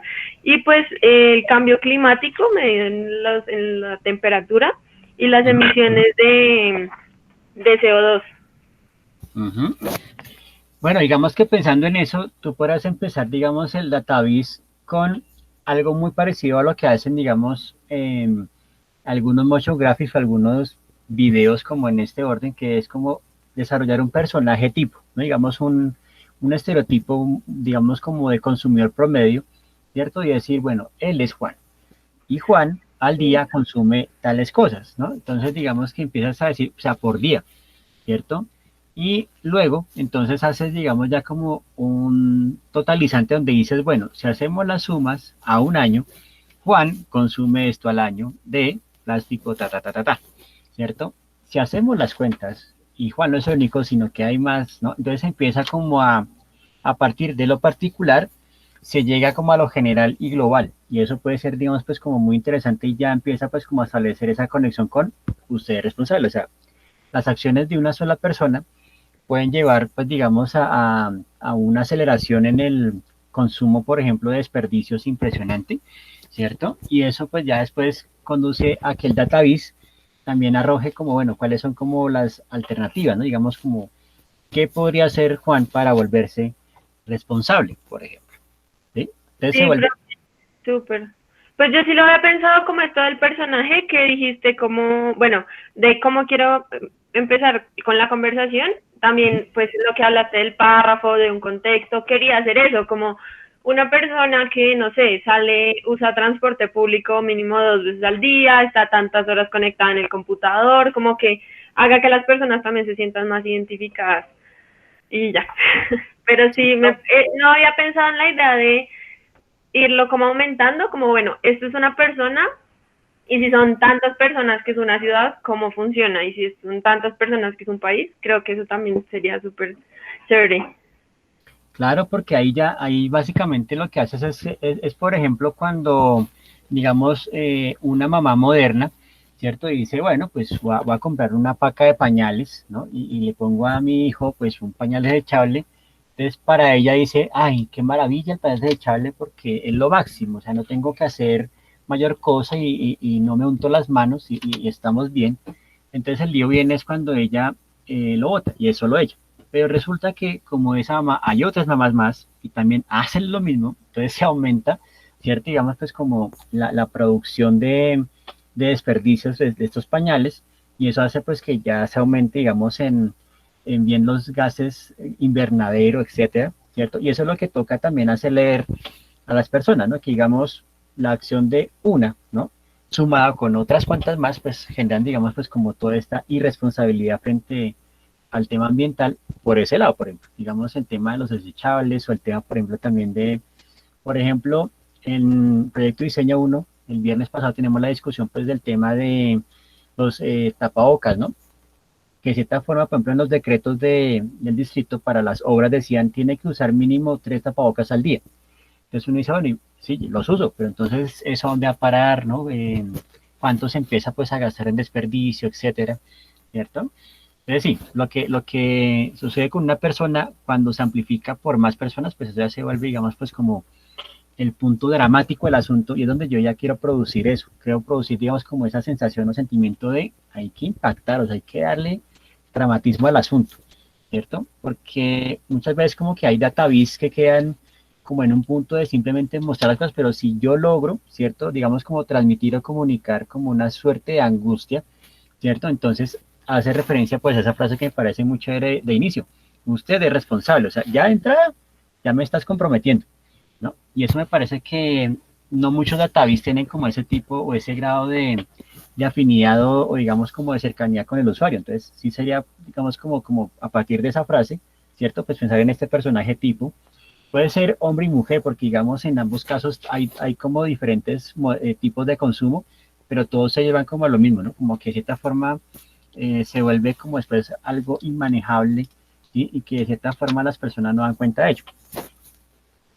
Sí, profe, pues me toca empezar a definir ese personaje tipo, Pero voy a ver, pues es que también tenía, como venía con el tema de los diseñadores, quería ver si lo puedo aterrizar ahí por algún lado, todavía no estoy segura, pero por ejemplo el tiempo que uno pasa en el computador, más que todo el tiempo improductivo que uno tiene el computador prendido, digamos, eso es súper nocivo para el medio ambiente y así, pero todavía tengo que mirar porque creo que no, tal vez no vaya a encontrar tantos datos así específicamente a diseñadores, pero voy a intentar crear ese personaje pues también con los datos que tengo.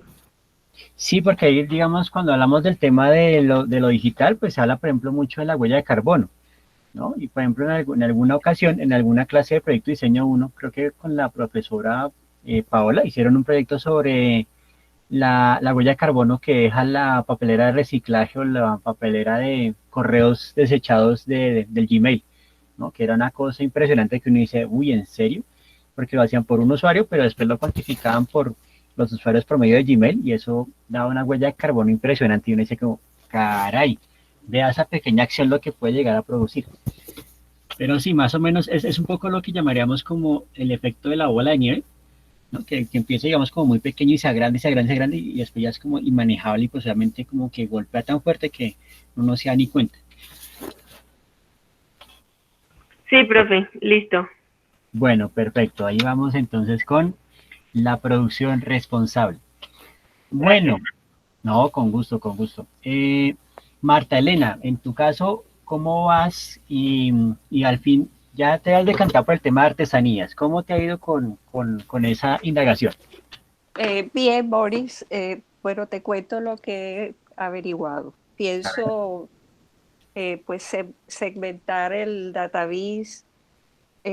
Bueno, no está en orden, pero te digo los cinco segmentos que quiero abordar. Los destinos principales, o sea, de exportaciones, que en este caso son 4 mayoritarios: Estados Unidos, Alemania, Japón y Brasil, pues las exportaciones en dólares que se hacen a ellos. El otro sería la población artesana por oficio. Son 12 sectores. Pues en la cestería, los metales, ese sería otro. Luego serían los productos más vendidos y exportados. Entonces son 10 productos. El principal, por ejemplo, es la mochila.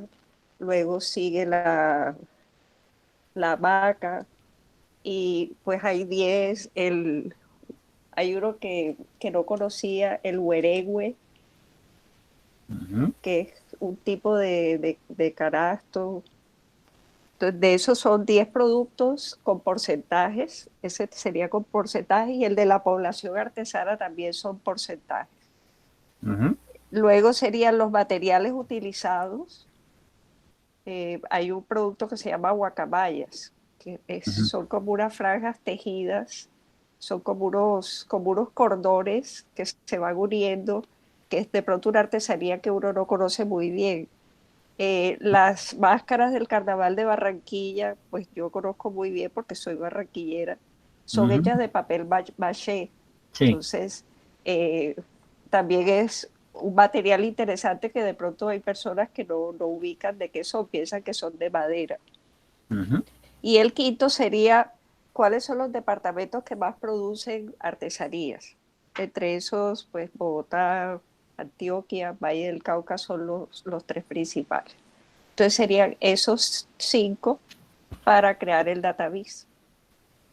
No, pues me parece que sí está muy bien, ¿no? Está muy bien enfocado, sobre todo porque estás hablando precisamente pues de empezar, digamos, como darle visibilidad pues a los productos, porque sí, uno finalmente como que logra ver o simplemente como que da cuenta de algunos que de pronto ve por ahí cuando camina uno por el centro y vea, bueno, los artesanos que venden, entonces venden, digamos, las mochilas o estos elementos hechos con alambre, ¿no? Las esculturas de alambre, etcétera. Pero de pronto puede haber otras cosas que tal vez uno no tenga idea y pues eso ya es positivo. Sí. El tema también de materiales me parece muy apropiado, también pues el tema de los departamentos que tienen mayor producción artesanal. ¿Sí? Además que, por ejemplo, acá sí hay como puntos localizados, ¿no? Por ejemplo, uno siempre habla de las artesanías de Ráquira, las artesanías, por ejemplo, que hay, digamos, en Valledupar, o que hay, digamos, también en la costa, ¿cierto?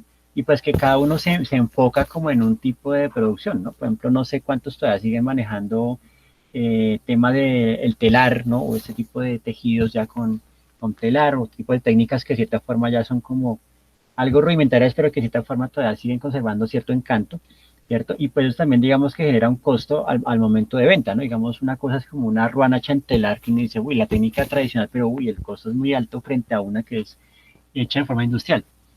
¿Mm? Entonces sería bonito, digamos, también en uno de los ítems como hacer la comparación, ¿no? Porque siempre la gente como que se queja, así como hablábamos de pronto con Carolina, ¿no? Digamos, se queja del costo. Dice, uy, pero esa van a estar muy costosa, ¿cierto? Y hay otra que es más económica, pero entonces lo que no ven, ¿cierto? Es, digamos, como el esfuerzo o la cantidad de horas que se invierten en la producción de X o Y artesanía. El valor artesanal. Exacto. Una cosita, y bueno, busqué cada uno de las artesanías y para crear unos pictogramas sería muy interesante, sería muy Sí, chévere. sí, claro, o sea, digamos que también ahí la idea es, ¿no? Ya como tenemos este avalo, este conocimiento de los sistemas de iconos, sí, sin duda, pues eso va a ser también parte útil dentro de este desarrollo. Claro que sí, sin duda. O sea, para el tercer corte, tendríamos este tema, abordaríamos otro tema. No, o sea, digamos, este tema que tú escogiste ya nos da lo suficiente para abarcar todo lo que ya tenemos pues como a nivel de entregables, ¿no? Porque digamos hay una parte que es el database, que es el diagnóstico. Luego, Sí, digamos que vamos a complementar con línea de tiempo, que es como otro también, otro elemento que ayuda o digamos complementa mucho el database. Otro sí, sería pues lo que llamaríamos el tema de la gráfica instruccional, que es digamos ya un tipo de enfoque donde el diseño de información adopta más como un tema narrativo, como un tema de trabajar una secuencia de pasos para desarrollar digamos una artesanía o cómo adquirir una artesanía o cómo determinar si la artesanía realmente, digamos, es auténtica o no, bueno, cosas de ese estilo. Y ya nos lleva también sí. al tema de infografía. Entonces, aquí ya tienes, digamos, pues como un buen tema que te va a dar, digamos, como para todo lo que viene de tanto el segundo corte como el tercero. Sí, es un tema muy bonito. Mm. Ah, bueno, aquí también Karina nos dice este punto de vista que es, y mirar la apropiación cultural que hay con las artesanías también. Sí, claro, porque es que a veces como que se prefiere más el objeto industrial y no tanto el artesanal para cierto tipo de obsequios o regalos, o también que se aprovechan mucho con el turista al momento de ofrecerlos, ¿no? Porque digamos uno va por el lado del Museo del Oro y allá había como unos lugares de venta de artesanías, pero el costo era bastante alto, ¿no? Digamos, como dice, pues para la calidad que uno ve ahí, que es como medio industrial, uno dice, no, esto puede ser más económico, en fin, ¿no? La industria de las artesanías ha crecido muchísimo, incluso Expo Artesanías, que ha sido una de mis fuentes, ha creado una serie de eventos como Colombia Artesanal y las exportaciones se han incrementado notablemente. O sea que el producto tiene más valor, es más apreciado y más apetecido, no solamente como exportación, sino localmente. Ujú. Y lo mismo ProExport también ha fomentado mucho la valoración de la artesanía y los artesanos. Ujú. No, pues eso me parece muy bien. Y obviamente digamos que también dentro del database habrá que mirar pues cuántos todavía siguen, digamos, como al margen, ¿no? Como más bien como desde lo independiente y como desde su iniciativa personal desarrollando la artesanía pues como al margen, digamos, de esos circuitos, por así decirlo, como estatales, ¿no? O digamos como institucionales, ¿no? Porque una cosa es artesanías de Colombia, pero habrá otros que son más bien como microempresas o de pronto iniciativas muy pequeñas que se sostienen, pero que no tienen como tal vez ese nivel de impacto, ese nivel de empuje que pueden tener artesanías o Proexport o ese tipo de entidades, ¿no? Sí, ok, Eso no. perfecto. No, pero hay, Fíjate que muchos diseñadores, claro, hay un lucro personal muy marcado, toman objetos por el caso de Silvia Gerasi, que es una uh de las diseñadoras con más proyección internacional que tenemos aquí en Colombia. -huh, Ella ha tomado desde hace unos años los canatos de Usiacurí, que queda en el Atlántico, y Sí. ella los transforma, son costosísimos, pero ha ayudado a proyectar y a conocer, a que las personas tanto en Colombia como en el exterior conozcan Usiacurí, que es una población pequeña del Atlántico. Entonces es como un equilibrio ahí, como un desbalance, porque pues ella cobra Ujú. 500.000 pesos por un canasto, por decir algo. Y Ajá. ese no es el valor, pero ella también le presta beneficios a esas artesanas. Ujú. Entonces, hay muchas cosas en cuanto a las artesanías interesantes.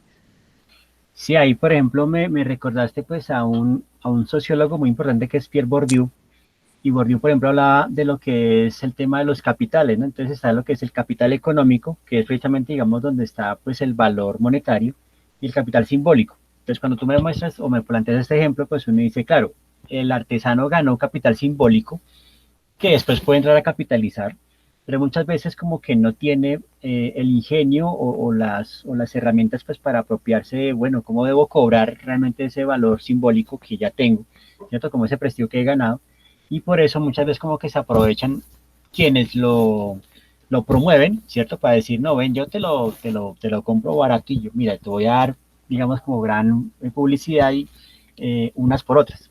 ¿Cierto? Entonces digamos que también hay como un cierto aprovechamiento, por así decirlo, como estratégico por parte de estas personas, ¿no? Eso es muy parecido como al precio de la historia, ¿no? Que dice como el costo del producto es de 3.000, pero yo te lo compro en 500, porque es que no te puedo pagar Sí, toda esa cantidad, porque si no, exacto. porque si no, no le estoy ganando. Sí, así es, Boris. Bueno, Marta, no, pero ahí ya tienes un bonito tema y te va a servir, como te dije, para lo que viene aquí en adelante. Fabuloso, Claro que sí. sí. Perfecto. Gracias. Bueno, bien, vamos entonces con mis dos queridas discípulas enfocadas en el siglo XVII. Entonces voy a empezar con María Rosa. María Rosa, por ejemplo, dentro de este fascinante tema de los dominicos y la industria editorial, ¿cuál has detectado que puede ser tu enfoque para el database? ¿Qué podría ser ahí? Bueno, profe, estoy pensando en trabajar temas de encuadernación, Ujú.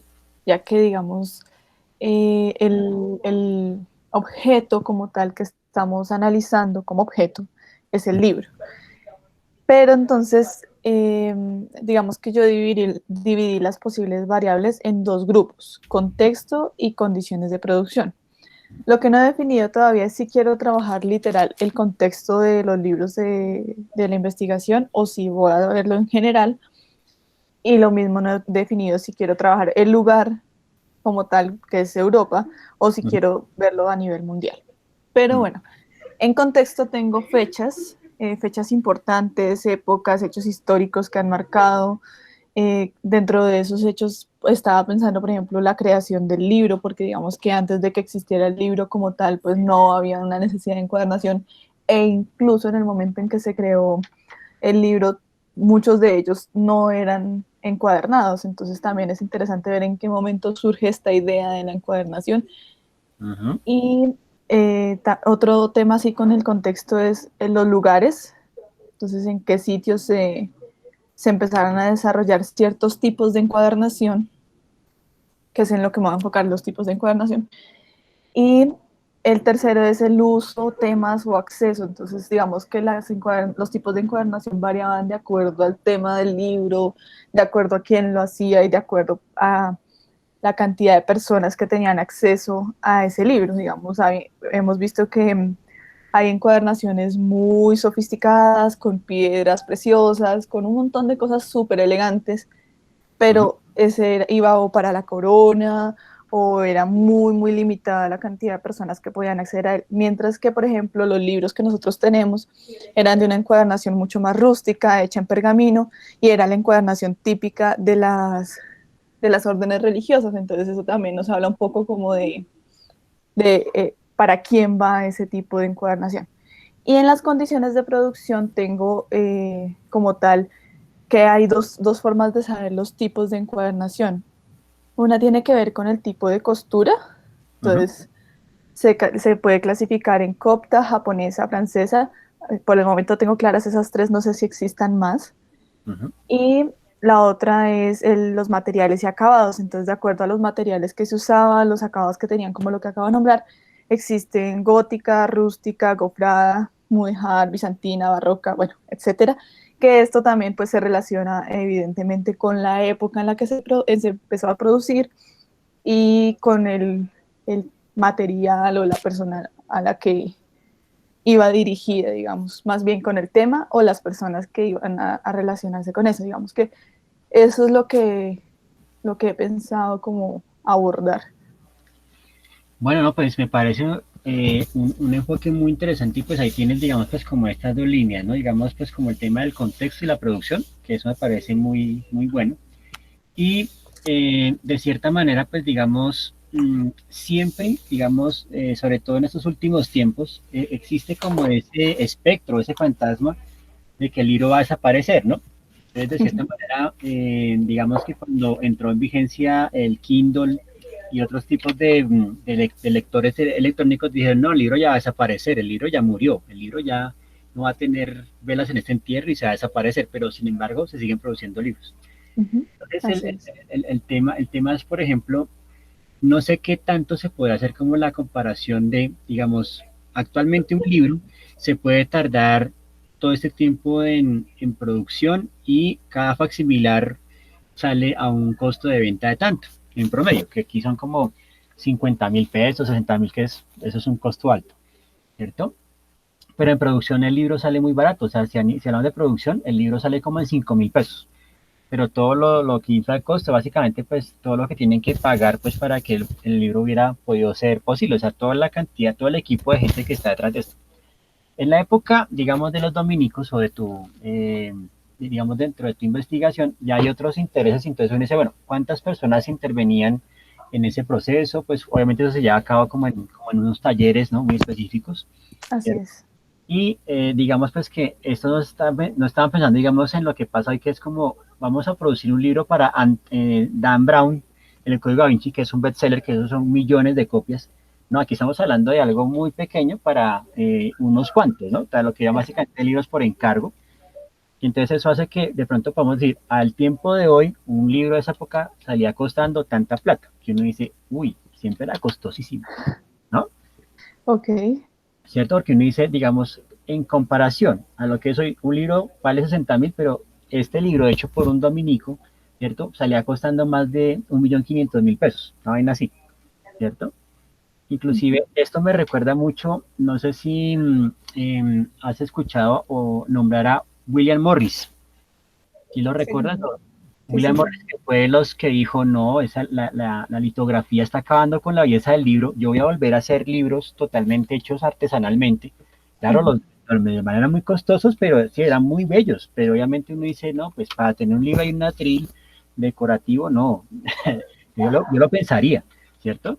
Que es un poco lo que hace esta editorial Taschen con esos libros enormes que uno dice, sí, es como volver a esos libros de antaño, como esos libros de mesa de centro, pero hoy en día como que la gente busca otra cosa. Pero bueno, me desvía el tema y la cuestión es hacer la comparación de un libro hoy, digamos cuando está puesto en librería, frente a un libro de estos de un dominico que tenía pues un tiempo, inclusive ese para, por ejemplo, de las horas de trabajo involucradas, ¿no? Desde el momento en que se desarrolla la escritura hasta la encuadernación, cuántas horas de trabajo. Porque hoy en día, digamos, producir un libro es más como el tema de tener el contenido, diagramarlo, llevarlo a imprenta, y en imprenta se tarda una semana, ponle, y ya listo, vamos a la venta. Es increíble el cambio. O sea, lo que tú me recomiendas es más que haga una relación de tiempo, costo, o sea, como de producción como tal del libro y no tanto de tipos de encuadernación. Es decir, sí, no, puedes pero tener un primer apartado donde se haga como esa comparación para que los lectores se conecten con el tema, ¿no? Ok. Como que entremos por la comparación de producir un libro actualmente y un libro pues en esa época, y luego ya digamos que como lo tenemos ahí sí podemos hablarle entonces de, ahora miremos los tipos de encuadernación que había. Porque los de ahorita son muy paupérrimos, o sea, realmente paupérrimos digo en el sentido en que son muy pragmáticos, o sea, son como de encolado y sale, o sea, encolemos, listo, sale, ya. Y Inclusive que ya, de por sí lo que es la encuadernación artesanal, aunque se sigue haciendo, se produce en muchísima menor escala, ujú. sale más costoso y la gente pues no lo aprecia tanto. Sí, a no ser de que sea, por ejemplo, un autor que tiene índice de ventas muy alto, y sí lo hacen. Dicen, por ejemplo, hagamos un libro de Bradbury hecho en encuadernación rústica y con este detallito para que la gente lo compre porque es un coleccionable, ¿no? Entonces, ahí, o sea, solamente paga cuando el autor tiene nombre. O sea, si Pepito Pérez, no, Pepito todavía no tiene autores, lectores, entonces no hagámoslo en lo rústico ahí. O sea, la hizo más barata posible. Pero sí, ahí Sí, podemos sí, mirar sí. eso, esas comparaciones porque son odiosas, pero ahí para que la gente se dé cuenta pues que lo que tenemos ahorita es más como una pieza más de uso racional, como bueno, transporta el contenido, se entretuvo y sale, ¿cierto? Exacto, y es que eso es interesante también porque en el principio de los tiempos los libros eran solamente para almacenar información, por eso no necesitaban como tenerle mucho cuidado a... Después ya se empezó a usar el libro para alguna cosa. Ujú. Y en un primer momento también era como el uso por tener el libro y ser, ¿cómo lo podemos llamar? Como, era como un bien de valor, digamos, generar Sí, como ese estatus. Y ujú, ya después cuando se empieza a usar de verdad para lo que se usa hoy día, que es transmitir la información y que llegue a más personas, pues ahí es donde empieza a cambiar también la materialidad, cómo pueden las personas acceder. Incluso yo creo que este tipo de libros, así como con encuadernaciones variadas, se da hasta antes de que se empiece a producir el libro masivamente. ujú. Entonces creo que esa es otra fecha así como interesante de indagar, es hasta qué momento podemos hablar de tipos de encuadernación de acuerdo al material, por ejemplo, y no Ujú. solamente encuadernación tapa dura, encuadernación tapa blanda, gracias. Sí, exacto, sí, sí, eso es lo que pasa actualmente, pero sí es, ahí ya tienes, digamos, pues como un orden, o sea, comparamos costos de producción de los libros y luego encuadernaciones, y ahí ya tienes pues ya como un sondeo bien interesante para desarrollar el database. Listo, profe, gracias. Bueno, pues, Cualquier bueno, cosa lo molestaré. pero por supuesto, tú sabes que aquí estamos siempre atentos a cualquier inquietud. Bueno, Alejandra Vargas, ya siguiendo con los dominicos y toda tu primera indagación, ¿cuál va a ser tu enfoque con qué? Con el database que vamos a desarrollar. Buenas tardes, profe. Hola, ¿cómo estás? ¿Cómo estás? Bueno, digamos que en el proyecto que estamos desarrollando, pues Mm, abarcamos unas dimensiones y una de ellas es la histórica y bueno, por eso ujú, llegamos a los dominicos y todo eso. Pero digamos que ahorita para el database lo que quiero es como buscar relaciones, como esas conexiones de las que tú hablabas, ujú, entre el libro y la imprenta, el poder religioso de los dominicos y como lo que estaba sucediendo en la ciudad de Tunja en los siglos XVI, XVII y XVIII, que ujú, es en la época en donde pues se sitúan los libros del proyecto que estamos haciendo. ujú, Entonces, pues básicamente esa es la idea, es encontrar relaciones entre el libro y la imprenta, pues el libro y su circulación antes de que la imprenta llegara y sí, los inicios de la imprenta con el poder religioso y la influencia de los dominicos y también analizarlo con lo que estaba sucediendo en Tunja en ese momento. ujú. Sí, ahí podremos inclusive tratar de vincular datos de carácter demográfico, o sea, para ese momento, digamos, Tunja, cuántos habitantes tenía, Ujú. ¿cierto?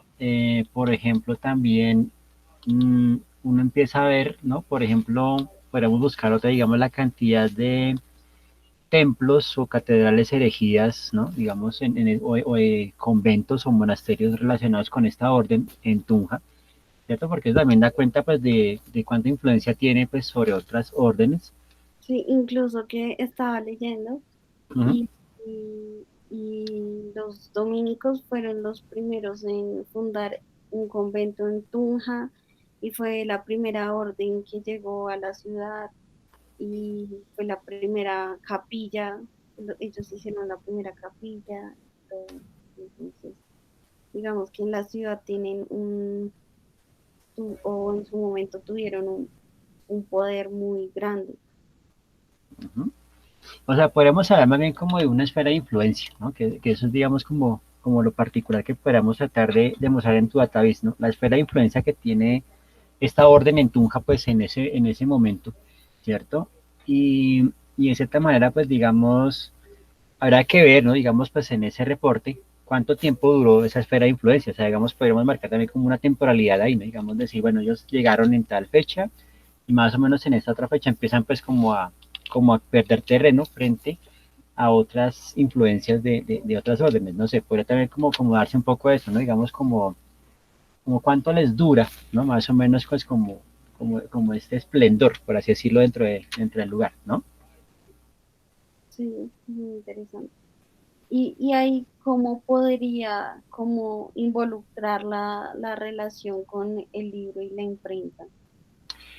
Bueno, entonces, como estamos hablando de una cantidad de habitantes, ¿cierto? Y, por ejemplo, pues la fundación de este convento, ¿cierto? Pues los conventos son como centros de formación. Entonces, eso quiere decir que, de cierta forma, todo centro de formación siempre, de alguna manera, siempre solicitaba más o menos una cantidad X de libros, pues para sus, digamos, estudiantes o digamos, pues como personas adscritas, digamos, como a esta hora. Entonces, podríamos empezar a estudiar la relación por ese lado. ¿Cierto? Entonces, digamos que había unas imprentas y que recibían encargos por parte de esta orden para producir, no sé, los manuales de instrucción del curso preparatorio para digamos, ser parte de la orden, no sé, es como una primera conexión que yo establecería. Ujú. Y ahí entonces ya podemos dar cuenta de, bueno, se necesitaban siempre, el contrato era anualmente por 40 libros. Entonces uno dice, bueno, ahí ya tengo como un primer sondeo, ¿no? Digamos, de lo que requerían y pues más o menos cuánto se tardaban las imprentas en hacerlos y demás, ¿cierto? Esa puede ser una conexión, porque el otro ya es, sí, había personas muy influyentes en Tunja que cargaban libros, ¿cierto? A las imprentas o los mandaban traer, ¿no? Pues como hace una obra que ahora uno simplemente uno dice, vamos al Busca Libre, vamos al Amazon y traemos un librito. Ya, no, digamos como que ya no hay tanto complique, pero en ese momento imagino que sí había algún complique. No sé hasta qué punto si haya como una burocracia involucrada para decir, hay que traer este libro. Uy, espere a ver, ¿no? Ver si coincide con nuestra agenda, si funciona, no sé qué. Podríamos buscar también por ese otro lado. Sí, exactamente, sucedía así porque, digamos que estaba leyendo también un artículo de la distribución de libros de Sevilla a aquí a Nuevo Reino de Granada Uh -huh. y también hubo momentos de auge en donde pues se enriquecieron mucho porque traían muchos libros, Uh -huh. pero hubo otros momentos en donde la Inquisición empezó a restringir la llegada de libros, como que decían esos libros no, y entonces pues también como que hubo mucha influencia religiosa Uh -huh. en qué libros llegaban, qué libros entraban, qué libros no. Uh -huh. Eso está bueno porque de cierta forma pues el libro siempre ha sido objeto de censura y como de seguimientos en ciertos lugares, ¿no? Y llegar, digamos, pues como a ese punto de decir, bueno, vamos a mirar qué entra y qué no entra, qué va con nuestra agenda y qué no va con nuestra agenda. Eso siempre ha sido así, ¿no? Uh -huh. Sí, inclusive no sé hasta qué punto se presentasen quemas de libros, como la que protagonizó el señor Ordóñez por allá hace un tiempo, que quemó libros hace poco. No sabía. No, pues yo creo que en Tunja no, yo creo que en Tunja no porque todavía están como en ese momento como de un control muy absoluto frente pues como al sistema de creencias y demás, ¿no? Pero bueno. Uh -huh. Sí, yo creo que lo podría hacer por eso, entonces indagar, ¿no? Por el índice demográfico de Tunja en ese entonces, la cantidad de personas que ingresaban, digamos, al convento, por ejemplo, a los que ingresaban, pues, como a formarse, ¿cierto? Y a partir de ahí, pues, empezar a conectar con la producción de libros, pues, enfocados para esos futuros sacerdotes o monjas, ¿no? Digamos, de la orden, ¿cierto? y eso también indica pues como qué temas sean los que se buscaban o los que se podían traer o encargar, ¿cierto? O los que se elaboraban en la imprenta local, que ya digamos esa respuesta la tenías dada en el anterior database, no sé, ¿no? Más o menos. Listo, Pero profe. por ese lado. Mm. Listo, no, muy bien, muy bien. Bueno, ahí vamos entonces con esferas de influencia y demás. Y creo que ya estamos entonces con mi estimado Cristian Malagón, que está pues que está en su compu ausente de mic o el micrófono. Pero entonces, digamos, recordemos muy rápidamente que el tema de Cristian está muy enfocado pues como todo el tema de esta comunidad trans, ¿no? Esta población trans, que ya pues hizo un primer acercamiento pues con el tema de la cartografía corporal, ¿no? Y como todos estos cambios que sufren estas personas, pues digamos en este desarrollo, ¿cierto? También pues había indagado, por ejemplo, sobre los aspectos esenciales pues que marcan estos cambios. Y ahora pues en el database, digamos que creo que estás como de pronto reportando ya unas encuestas que has desarrollado precisamente pues a raíz de esta investigación que llevas, ¿no? Digamos, tú tienes ya como unas encuestas realizadas, ¿no? Con algunas personas y ya más o menos pues tienes como un primer sondeo o acercamiento del tema. ¿Sí o no? Sí, entonces es una encuesta de diagnóstico sobre el conocimiento de, primero de lo que es, ¿no? El término trans o la comunidad trans o la población trans, ¿cierto? Y más o menos sobre eso, qué estigmas hay alrededor, ¿no? También, por ejemplo, qué tanto se sabe en la universidad de esto. Y curiosamente, pues la encuesta se hace como a personas cercanas o conocidas tuyas, ¿cierto? Sería muy prudente, digamos, también desarrollar la herramienta para darla a conocer a aquellos que de pronto no, como gente desconocida, para ver qué otras respuestas puede haber, ¿no? Porque eso también puede ser interesante, pues, hasta qué punto la pregunta se comprende de la forma idónea, etcétera, ¿cierto? Eso puede pasar ahí. Sí, bueno, ya, entonces la mayoría sin parte del área de artes. Claro, entonces eso ya nos da pues como un comportamiento. Sería muy interesante hacerle como otro tipo de profesiones, ¿no? Otro tipo de carreras, saber, ¿no? Digamos, cuáles son como sus opiniones al respecto, porque muchas veces como que el espectro de las artes tiene pues como una mayor área de apertura o de conocimiento, pero muchas veces en las carreras de formación más, digamos, como ciencias duras y demás, puede ocurrir, digamos, pues como otra lectura, y pero sería muy chévere pensarlo por ese lado, ¿no? Cristian.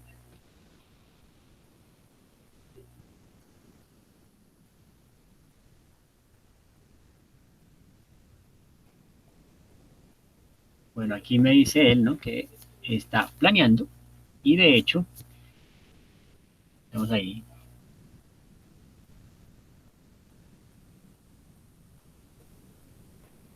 No, pues sería muy interesante hacerlo con directivos, sin duda, para ver, digamos, pues ellos qué opinión o qué idea tienen sobre esto, claro.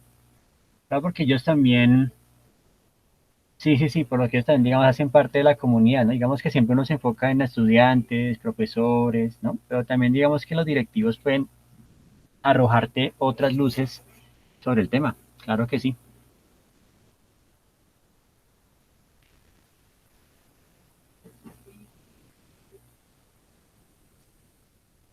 Sí, exacto. O sea, ahí ya tienes, digamos, pues como unos factores que empiezan pues como a incidir, ¿no? En la lectura. Entonces, los estudiantes, los profesores, los administrativos o los directivos, ¿cierto? Y ya uno empieza pues a mirar cómo o qué lecturas hay en cada uno de estos enfoques, sin duda. Claro que sí. Ahí está. Bueno, entonces, creo que ya hicimos pues como el sondeíto de todas las temáticas, ¿cierto? Digamos, a desarrollar y pues ya de los posibles enfoques de este database, ¿sí? Quiere decir que el día jueves ya estaríamos entonces haciendo o por lo menos mostrando, compartiendo pantalla, pues unas versiones preliminares de cómo podría ser este database. Este database básicamente pues tiene una finalidad más de exhibición, o sea, digamos, planteenlo pues como una pieza que se va a colgar pues en un espacio público, ¿cierto? Digamos pues en un lugar donde muchas personas lo pueden ver, ¿cierto? Y pues el tamaño también ya depende, digamos, de el tratamiento y pues la cantidad de datos que cada uno explora, ¿no? Entonces digamos que puede estar entre el más pragmático de todos, que es el tabloide, o el cuarto del pliego, o el medio pliego máximo, ¿cierto? Y inclusive yo podría pensar que sería como, me atrevería a decir que medio pliego es un buen formato porque permite pues como componer muchísimo mejor, ¿cierto? El tema, ¿cierto? El tratamiento.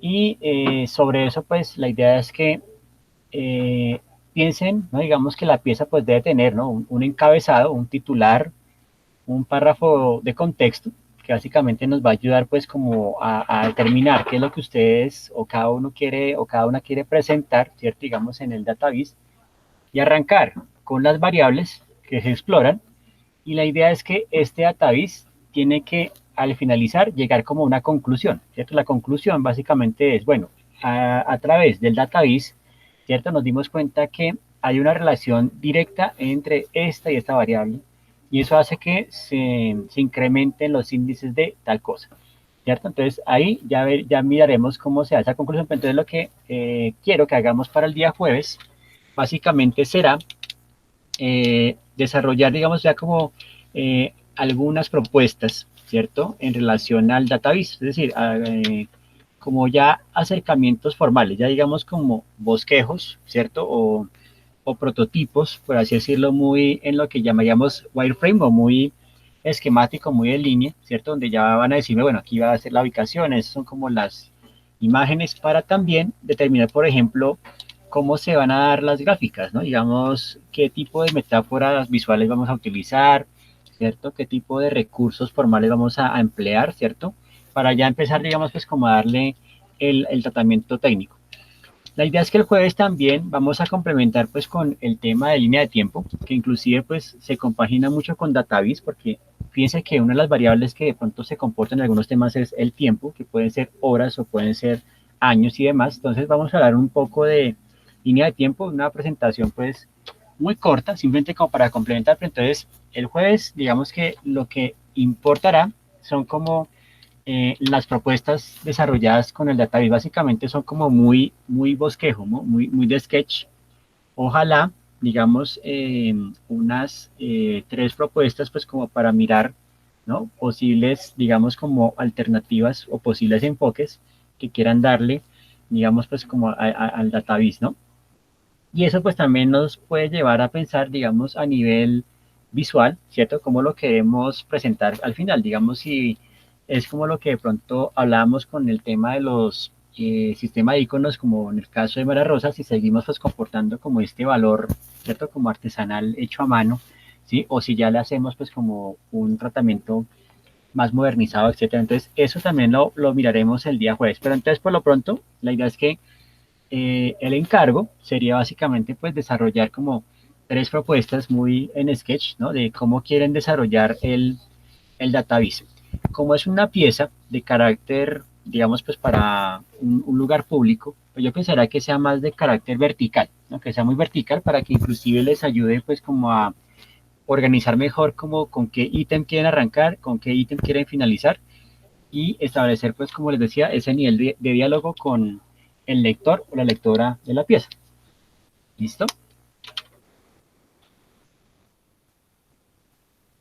Se va a exponer, profe, esa pieza, la vamos a exponer. Pues la idea es que la podríamos organizar como en una galería virtual, pero sí la quiero como plantear que se pueda volver público, o sea, que sí la puedan ver varias personas.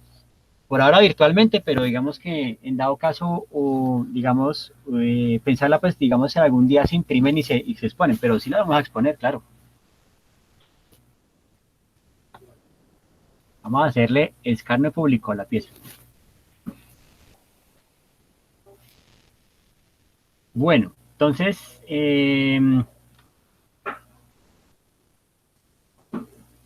listo.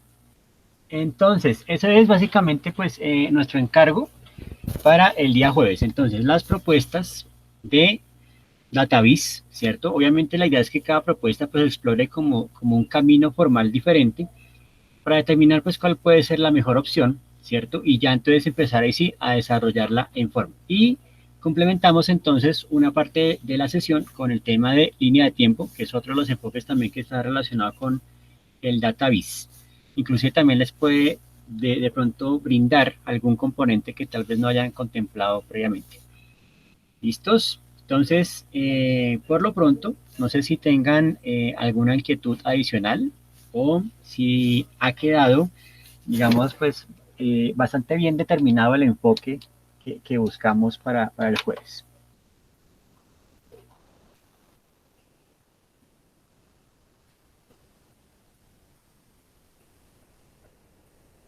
Bueno, ¿sí estamos claros? Sí, profe, creo que sí. Bueno, listo. Bueno, me parece muy bien. Listo, ¿todo bien? Por acá Daniela me dice que sí. Listo. Bueno, entonces confío en que sí estamos sintonizados. Igual, si en dado caso, pues pueden también escribirme o mandarme alguna inquietud antes de la sesión, no hay ningún lío. Manuela, en dado caso, pues que tú no puedes asistir por esta reunión, ¿cierto? Que se va a llevar a cabo pues por el tema de la reunión a la que está citada, pues entonces me envías tus aportes para poderlo revisar aquí en la clase y pues de pronto que te enteres por la grabación. ¿Te parece? Excelente. Pues muy bien, mis queridas y queridos discípulos infonautas. Es un gusto y un placer como siempre estar con ustedes. Gracias por permitirme llegar a sus hogares por esta frecuencia disruptiva y presencia mediada. Entonces, pues nos veremos el día jueves para ver sus propuestas de DataVis y ver, digamos, pues cómo podemos complementarlas y hablar entonces un poco de línea de tiempo. Por lo pronto, pues feliz resto de tarde. Nos encontramos el jueves. Gracias, Boris. Vale, profe, gracias. Muchas gracias. Bueno, Gracias, profe. que Chao. estén muy bien. Chao. Compañero. Chao. Chao.